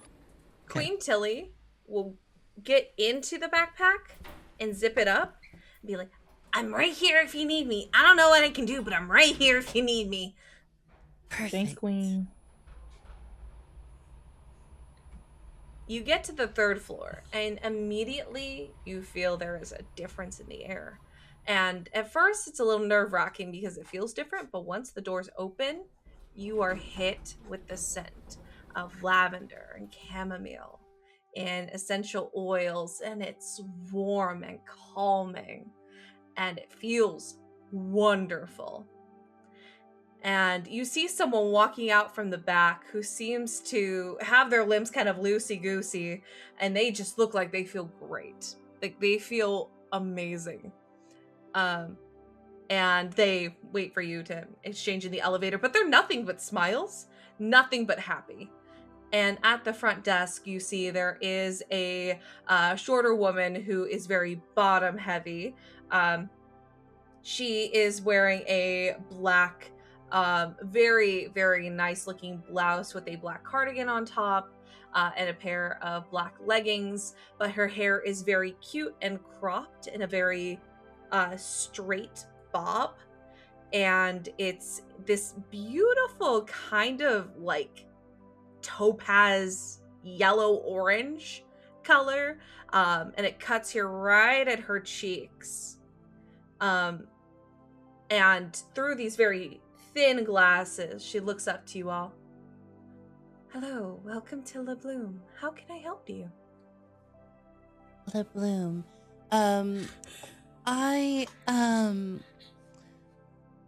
I'm here because I'm in desperate need of help. My scalp is so itchy and my back is so sore. I need so many things done. You poor thing. Well, good thing you're here with us here at La Bloom. And she'll pull out this menu style folder. It's very nice, laminated, thick paper. So you know this cost money to make. And she'll open it to the back with the bundles and packages and begin to present one by one what each of these have. And we'll only do the ones that include any kind of scalp treatment and any kind of massages. And then near the bottom, where it's more expensive, and it is fairly expensive, but you're realizing it's not as bad as you thought it might have been, because it's going to be a full body massage, scalp and hair treatment with a wet style.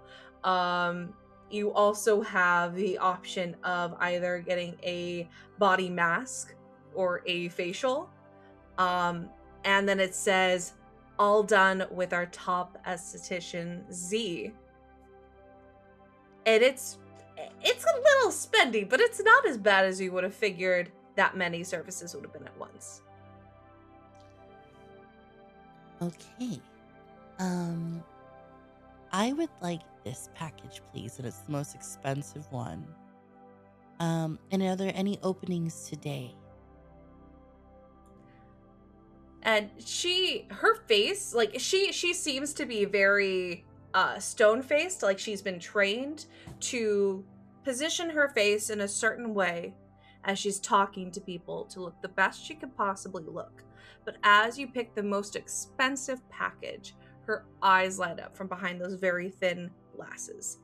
And she pulls back. Let me see if Z is available at this moment. Okay. Thank you. She'll pull up a small phone, press a couple buttons, and talking very low, she says, yes, I have someone here for the Z package. Today. Yes. And she'll look over to you all before going back to her phone. No. Thank you. And we'll hang up the phone. She said she'll be out in just a moment. She's more than happy to accommodate for not only our best packages, but also for people who seem to be just as excited about La Bloom as we are. I think this is a wonderful place, and I can't wait for my treatments. There's no reason for her, you do believe it, there's no reason for her to believe that you think any different, and she'll gesture for you all to go take a seat in these very comfortable, very large couches, and she says that Z will be out in like a couple minutes. So I have a plan. What's your plan? Right. I know that. Okay, first of all, I'm just going to say right from the start, I'm not going to get the treatments, but I also don't really want to go in by myself because I don't know if I trust myself. However, what if the both of you came in with me, right? And Sure. I said that you worked for me. And I said, and if they disagree, I would just say, these are my disrobers, and I would refuse to let anyone else do it. So You're just. Do you see that Tony blushes a little bit when you say that? Uh-huh. I mean, you won't actually do it. No, Unless- no, of course not. It's just it's a way to get you in. And I feel like at a very prestigious place like this, I such a mean- fine establishment like this, how could they turn us away? Especially if we've got the most expensive package. Right. Especially if maybe we can be like, oh, well, all of us want to try at least something with this amazing Z. And then Jade, if you want, you can kind of be like, oh, this is a great opportunity. I don't Business want to leave meeting, you alone. It's business and pleasure. Business and pleasure. It's just mostly business because obviously I'm not getting my way. However, I'm sorry. Sorry. you don't have to apologize to me. I understand. We're trying to save the world. She says with bite in her mouth. In her mouth, she says with bite in her voice. Or at least the small town. Anyway, yeah, no, for sure. I'm not letting you go in there alone, and I don't want to speak for Jade, but I certainly don't want any of us to go alone. Right. Jade, are you okay with me calling the two of you? Well, also Tony, is it okay if your official title is Disrobers? Are you gonna change it if I say no? If you can come up with something better, then I can't. Disrobers it is. is that okay, Jade? I wasn't looking at the screen when I asked. I don't think the question was fully done. Oh, well, are you okay with me, like, your official titles being Disrobers? Like, is that all right? Yeah. No one's actually going to disrobe anyone. No, but This is my great plan. Trust me. It's a fantastic plan. Okay. Like, you trust us, I trust you. Okay. Good. So, this is finalized. And then walking out from the back room is Z. And she is very confident, very commanding of the space. You hear the clicking of her little black booties as she walks out in a black skirt that seems to flow and have a slit that goes up to about her knee, and is wearing a black blouse that billows here from the shoulder and down towards her elbow. Her hair is still up, but instead of it being up in like the head towel, it is now up and back in some sort of scarf. And the scarf kind of goes over her shoulder as she steps forward. Well, I've heard that you're the one who purchased the Z package, and I'm more than happy to help you relax if you're interested in following me, please. And she gestures to the back rooms that she came from. She would, Lucy is going to get up and sort of, walk with an air about her, like as if she's a dancer, like completely like reaching out, pretending she belongs here in her crop waist cardigan. Like, yeah. I think that. Okay. Yeah, I think that as we walk, I'm going to walk up to Z and say, a nerve-wracking process for our friend. She doesn't want anyone else to touch her or do anything like that in terms of like the unclothing. She needs some like support because this is very vulnerable. So could the two of us potentially come in with her? And I'd like to roll a convince someone. You're gonna roll for it? Yeah, I'm gonna roll for it. Oh my god. I can't wait. I can't wait. That is an 8. I think the idea that I have is if I see hesitation, that's what I'm going to go. I mean, we'd love to get a look at the services as well. My friend Jade here is actually with the Golden Brew, and maybe if we see something, we could then do a partnership of some kind. Yeah. So she's all smiles. And as you say that, she just kind of... I see. Well, if that's what makes your friend the most comfortable, of course you can come back. However, I am a little concerned that if I'm not allowed to touch, I'm not sure if these services will No, go Just very the well. disrobe. Just the disrobing. We're the disrobers. I look at Lucy as I say that. I'm laughing, but Lucy's like, they disrobed me. Mm-hmm. I see. Besties do. Besties disrobe with consent. y'all are laying it on a little thick. It's for the bit. It's for the It's bit, for Serenity. It's so funny. But she will just nod and agree and open the door. Well, you are more than welcome. I don't mind people watching. I have nothing to hide.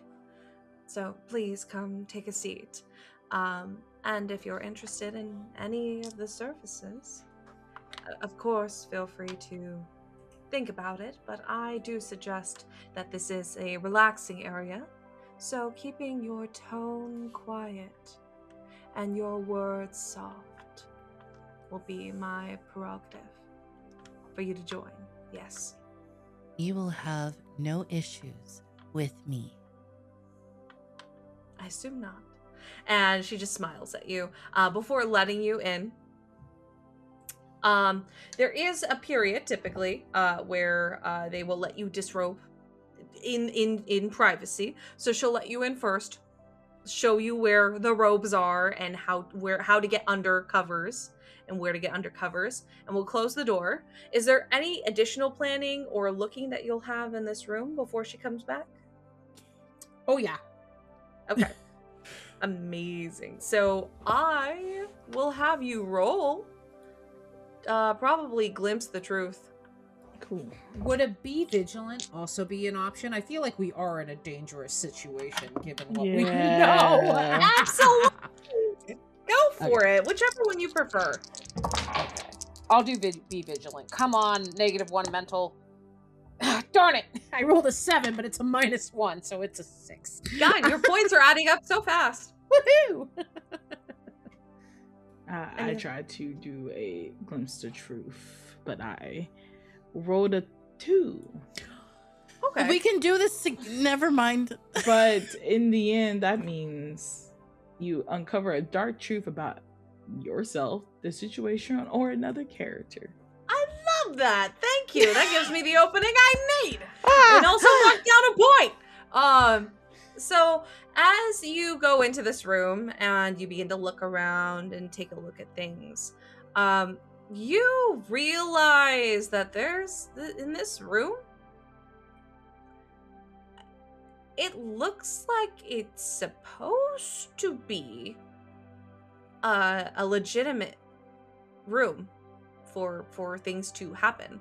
Like, there's a massage table, there are things there, but the cabinets are empty. And there's no lock on the inside of this door. This is a fake room. Jade? What do you see? This room isn't real. And not like, it's not Is it a gas leak? No.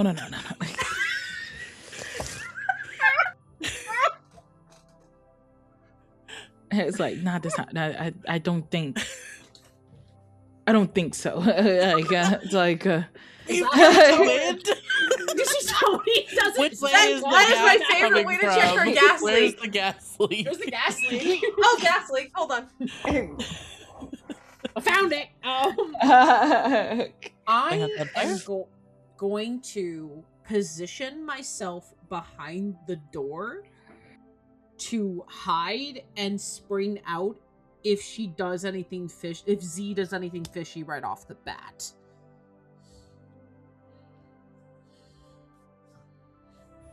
I'm laying on the bed. Yeah. It's, I don't know what Jay would be doing, but Jay would just talk about, it's like, there's no lock here. You could hold my hand. Never mind. Just like sit next to me while I get my treatments, holding my hand. I was like, yeah, sure, I hold your hand. But it's like, there's no products anywhere either. Yeah, Something this isn't right. This is a setup. This is a setup. Do we Yeah. wait for her to come back in, or do we go out and confront her? Do we go out and confront her in our normal forms, or should we transformation it up? Right, that thing. I'm going to take my key and just be quickly like, this is shady! I just transform when I say this is shady. Pink roses, flaring skirt, beautiful pullback hair, done. Help everyone. And she does the same thing. And it was like steam. Boop. Sublime. I'm just kidding. La bloom. La bloom. And so when she comes back, she will see 3 magical girls just sitting in the room. I'm laying on the waiting for table her. still. Or like, was there closets and stuff here, right? Or no? So the room is set up, it's sort of medical. So there are cabinets, there are tall cabinets, but there's not any kind of closet area. It looks more like this is just a room primarily meant for treatments to happen.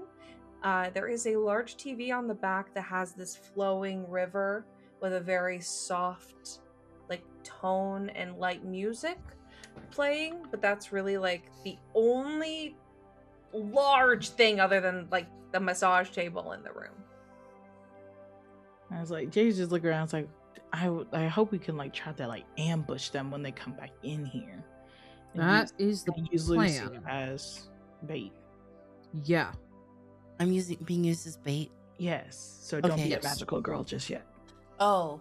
Magical girl under the blanket. I put Yeah, the the blanket magic girl over under the blanket magical and girl covered. outfit. Yeah. I wrap a towel around my head, cover up my eyebrows, which are also pink, and I just put the blanket over me. Yeah, there you go. Perfect. So you hear knock knock, and then, are you all right if I come in? Yes. The door slowly opens, and the rest of the office is dark. Oh. And no one walks through the door.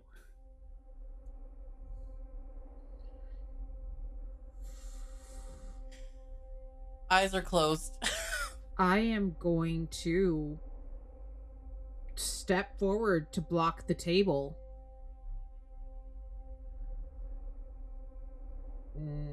Don't see how services can be done by someone who doesn't exist. Is this a gas leak? I'm sorry. This is a gas leak. This Is lady's this a a gas. gas? The lady's The a gas gas. leak. And then you hear so from the ether, essentially, from the room, after you say what you say about someone who doesn't exist, you hear. And then on the TV, it switches from that beautiful like water and river to Z's face zoomed in like this, very close. Did you think I wouldn't notice your magical capabilities? Come now. Do you take me as just some normal esthetician? After all of this? Yeah. I mean, I've seen better. I really wanted you to be real. Oh, sweetheart. I am real. And then she steps back, and you see the same woman, but pulling back the scarf. You see hair that flows like shadows and goes into this ether that is seemingly matching the hallway. And her garb is no longer the just dark professional esthetician clothing, but rather now it is a black dress that is dripping in these low humming, very ethereal gems with a very low cut top. Her nails are extremely long, like they've grown into claws, and her dress is cut all the way up, not to her hips, but all the way to her waist, so you can see her stomach poking out along with her thick thighs down to her calves, and she just holds her arms out. Serenity, please, mercy. Tag out. No! No! You're gonna take this hot plus size woman and you're gonna like it. I do. I truly do. I could sense who you are when you walked in the door. I didn't think it'd take very long for someone to notice something going wrong, but I didn't think it was going to be 3 of you who'd come to find me. Well, we can do this one of 2 ways. We can either talk it out, and you can stop doing whatever the hell this is, or we can kick your ass. Kick my ass? I don't think so. But I am willing to talk. So go on. Talk. Listen. You were going to get discovered by us, you were going to get discovered by someone else. There's legitimate ways to do business and do good work without doing whatever the hell you're doing. Do you think that this is my fault?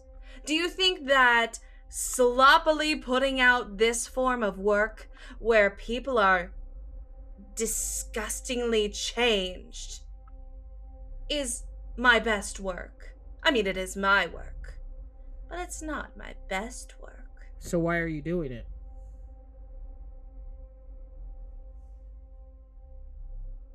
And she'll stare through the TV. There's no camera. Mm-hmm.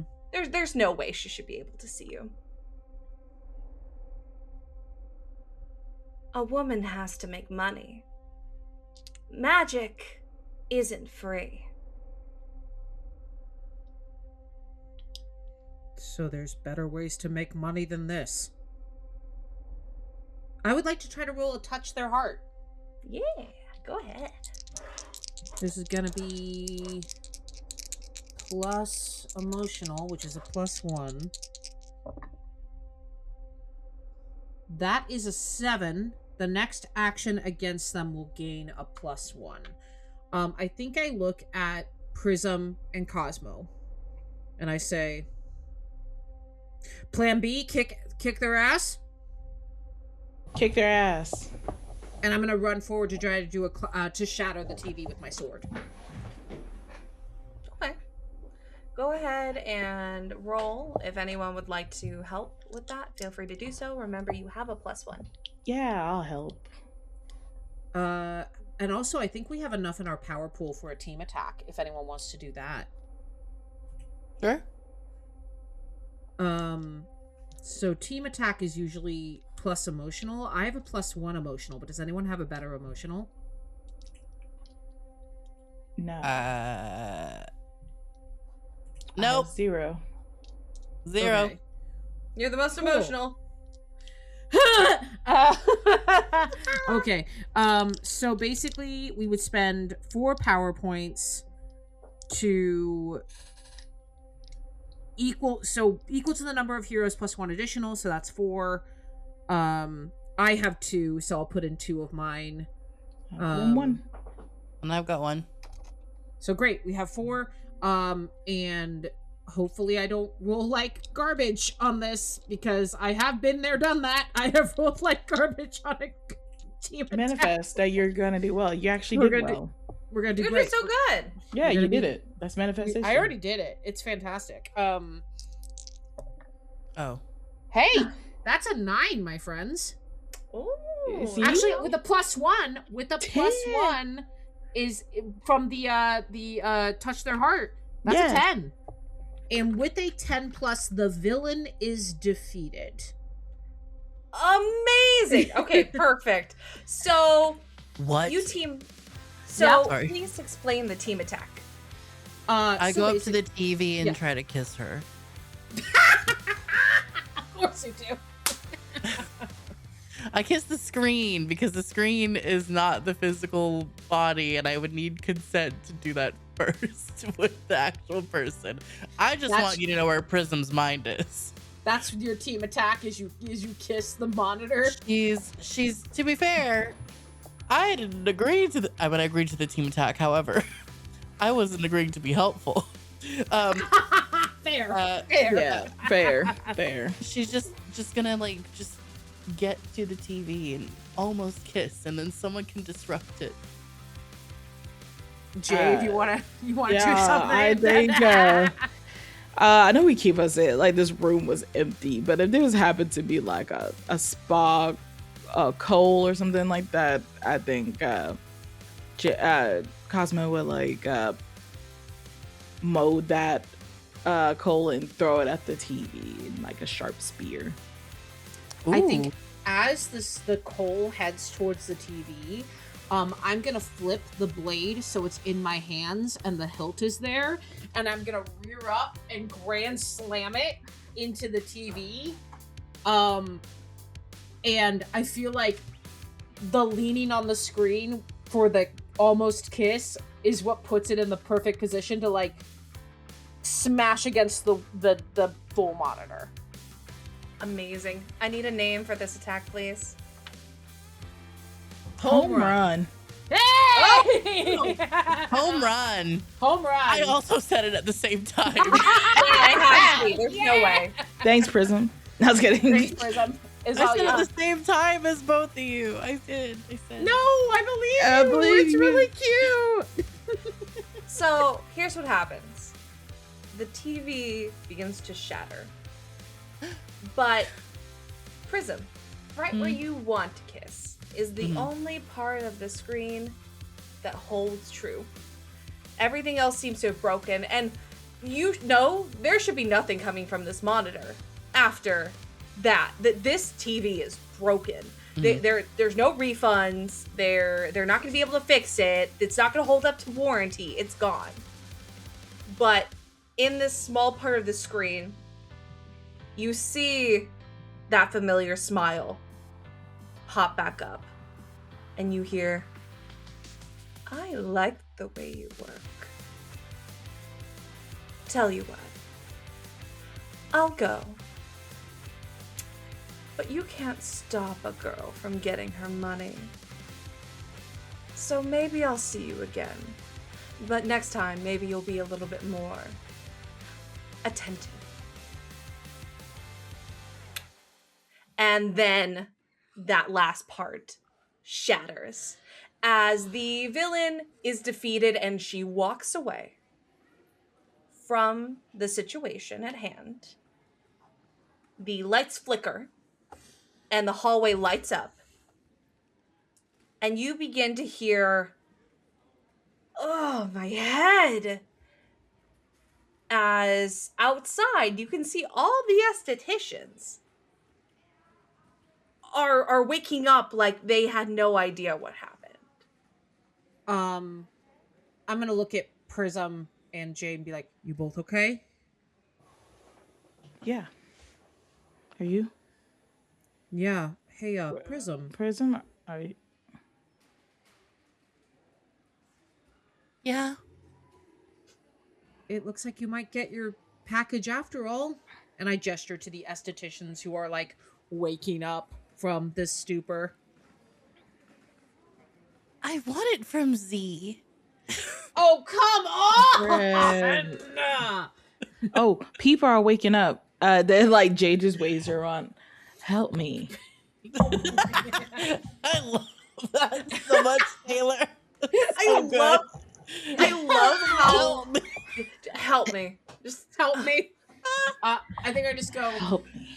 all right, we did it. I'm gonna check on Tilly and just say, "My queen, we've defeated her. What's next for? Well, maybe I save this for later. Go on, Jocelyn. My brain is fried." I'm gonna walk out and just start kind of doing like, I noticed suddenly there's like rose petals from my hands before I detransform, and I send it out as like a bit of a healing Aw. for each of the estheticians before I detransform. And then as the room fills with more like rose petals, I'm gonna detransform and start being like, right, I'm gonna go check on them, and maybe we can get a free package out of the deal for you, Prism. Prism. Oh, you're talking to Her Highness. We'll talk later. And I'm gonna run out and just start making sure all the estheticians are okay. Sure. So first Queen Tilly, who is let out, and before she's like, "Oh, you did it!" Sorry. Stuffy in there. You did a great job. I don't know what's going on with that hot lady. I've never met her before, but great job. What's next? Yeah. I don't know. Oh, this is she just brought like an insane amount of magic, and I guess that's here now. So now I guess you're just defenders of the city. Congratulations. I think we did great. I think we did a great job. Cosmo. Tony starts Googling, how do I get out of hero responsibilities? 0 results. The first thing is a Reddit post that says, "I now work at a Sandwich Hero. How do I get out of being a manager?" It's, Oh, boy. like Oh, nothing to do. that's a rough time. But yeah, everyone seems to be okay. As final kind of everything settling, you realize these people have no idea who Z is. They don't recognize the name. However, they do say that they don't really know a lot of like what's happening, what's going on here. But with this situation already here, and that there is an aesthetics, like a spa, they're gonna see about keeping it. But you realize that most of these estheticians are all estheticians from smaller spas that have been brought here Mm. to work here at this spa. That's quite a hiring process. They don't know how they got there. But they're all licensed. They're all good at what they do. Would you like to work back at where you used to work? I want a nap first. Like, You know what?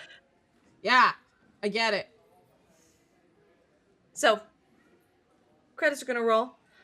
All the estheticians go back to their jobs, and this spa, Le Bloom, is Le-doomed and is closed. As no one wants to work there, because who wants to work for a Le-doomed? Because who wants to work for a corporate shill spa when they could go work for their own private spas that they worked hard to make? So immediately that goes under. People seem to have less and less of those issues that have been occurring, and it seems after time the side effects fade. So people seem to be doing okay.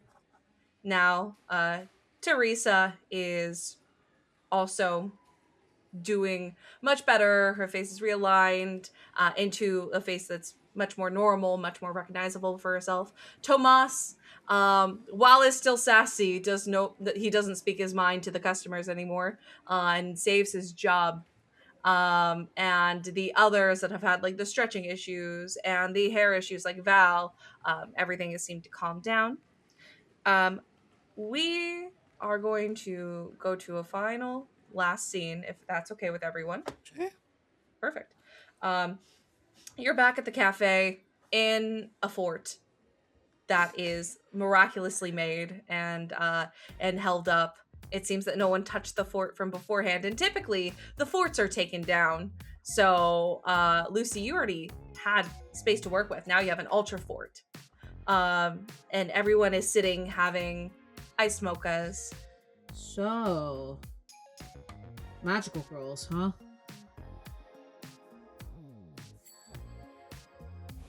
Magical girls. Are we really gonna do this? Who else is gonna? Well, we can't be the only ones, right? We could find some.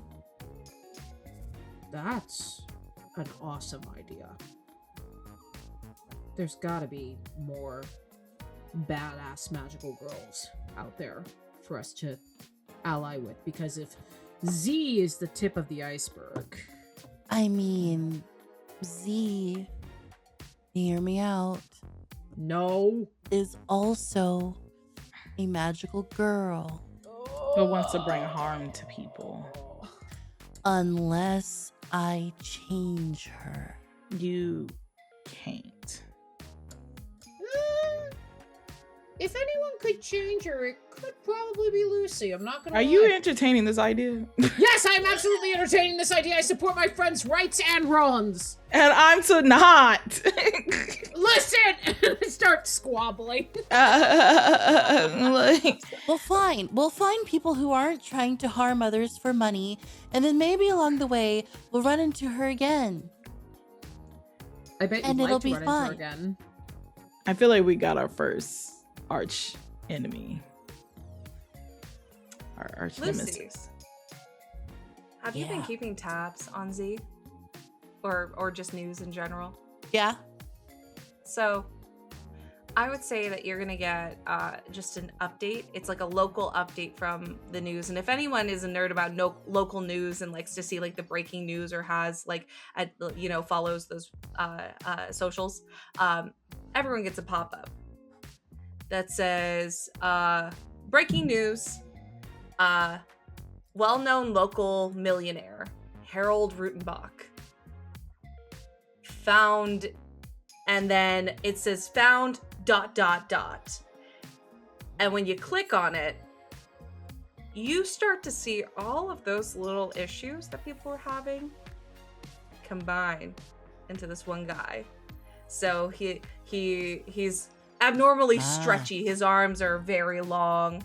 His hair is a mess and seems to be attacking the local authorities that are coming to try to get him. And he seems to be in a bit of a tizzy, trying to say that his face is not his face and there's something wrong.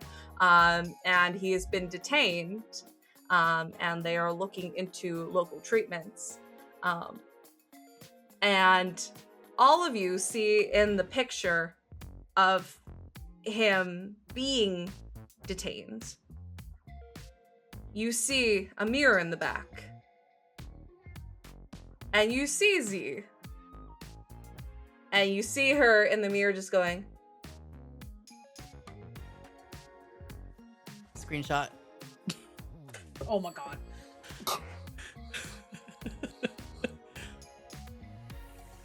She might be doing good. That's all I'm saying. You know? Couldn't have happened to a nicer person. I say sarcastically, looking at what's his name. Mm-hmm. yeah, Harold, what's his fuck? It's fine. Yeah. Well, for now, I think a certain someone, looking at Jade, promised us masks with the cooling iPads. Yes. I'll go grab them. Yay! Come on, Lucy, we're gonna get pampered. Oh, and make sure you have extra small ones for me. Don't you worry. And we're going to end there. Yay! Yay! Thank you, everyone, for joining us for this fun little Glitter Hearts one shot. Hi, my name is Serenity, Click Clack Snack on the internet. You can find me anywhere that Click Clack Snacks are sold. I am a proud plus size creator in TTRPGs. I'm a cosplayer. I also do not safe for work content, so if that's something you're interested in, cool, I got that. But if you want to take a look at all of my socials and see what I'm up to, because I'm up to a lot of things at a lot of the time, I'm so busy, God, I should stop, go check it out there.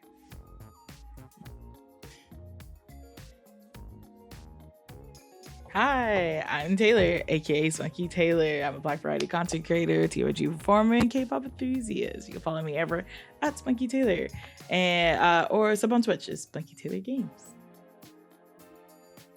Hi, I'm Jocelyn. I use they, them pronouns, and I am an actor, singer, teacher, RPG, GM mostly, but also creator and occasional player. Thanks so much for having me. And as well as a playwright, a poet, a songwriter. fairy tale enthusiast and all around nuisance, plus sized and proud. You can find me all over the internet at the Tipsy Tiger or on Meta. I know the.tipsy.tiger if you want to catch up with what I am doing. And I love magical girls ever since the days of Sailor Moon, so could not be more happy to be a part of this group. My turn. Gloria, Glow Pinksta Charm Party. This is my channel. And I finally got to have a comedy where no one made it dark. Sean, Jacob, Keon, Danielle. Wow. I'm not blaming wow. Emma for that. Wow. Just throwing that out there. The call out that just occurred. It's 2:30 in the morning for me. I'm very tired. But this was amazing. Thank you so much to Serenity and Taylor and Jocelyn for such a fun game. One shot. I really loved this, and I hope that this is out during International Women's Month. I really hope it is. If not, I'm sorry. But also every month should be International Women's Month. Is that even the name of it? But anyway, I will see you on my Twitch streams Monday through Thursday. And also on this channel, at least weekly. Still Besties is probably still out because and then also more games. Thank you so much for being here. Thank you. Bye. Goodbye.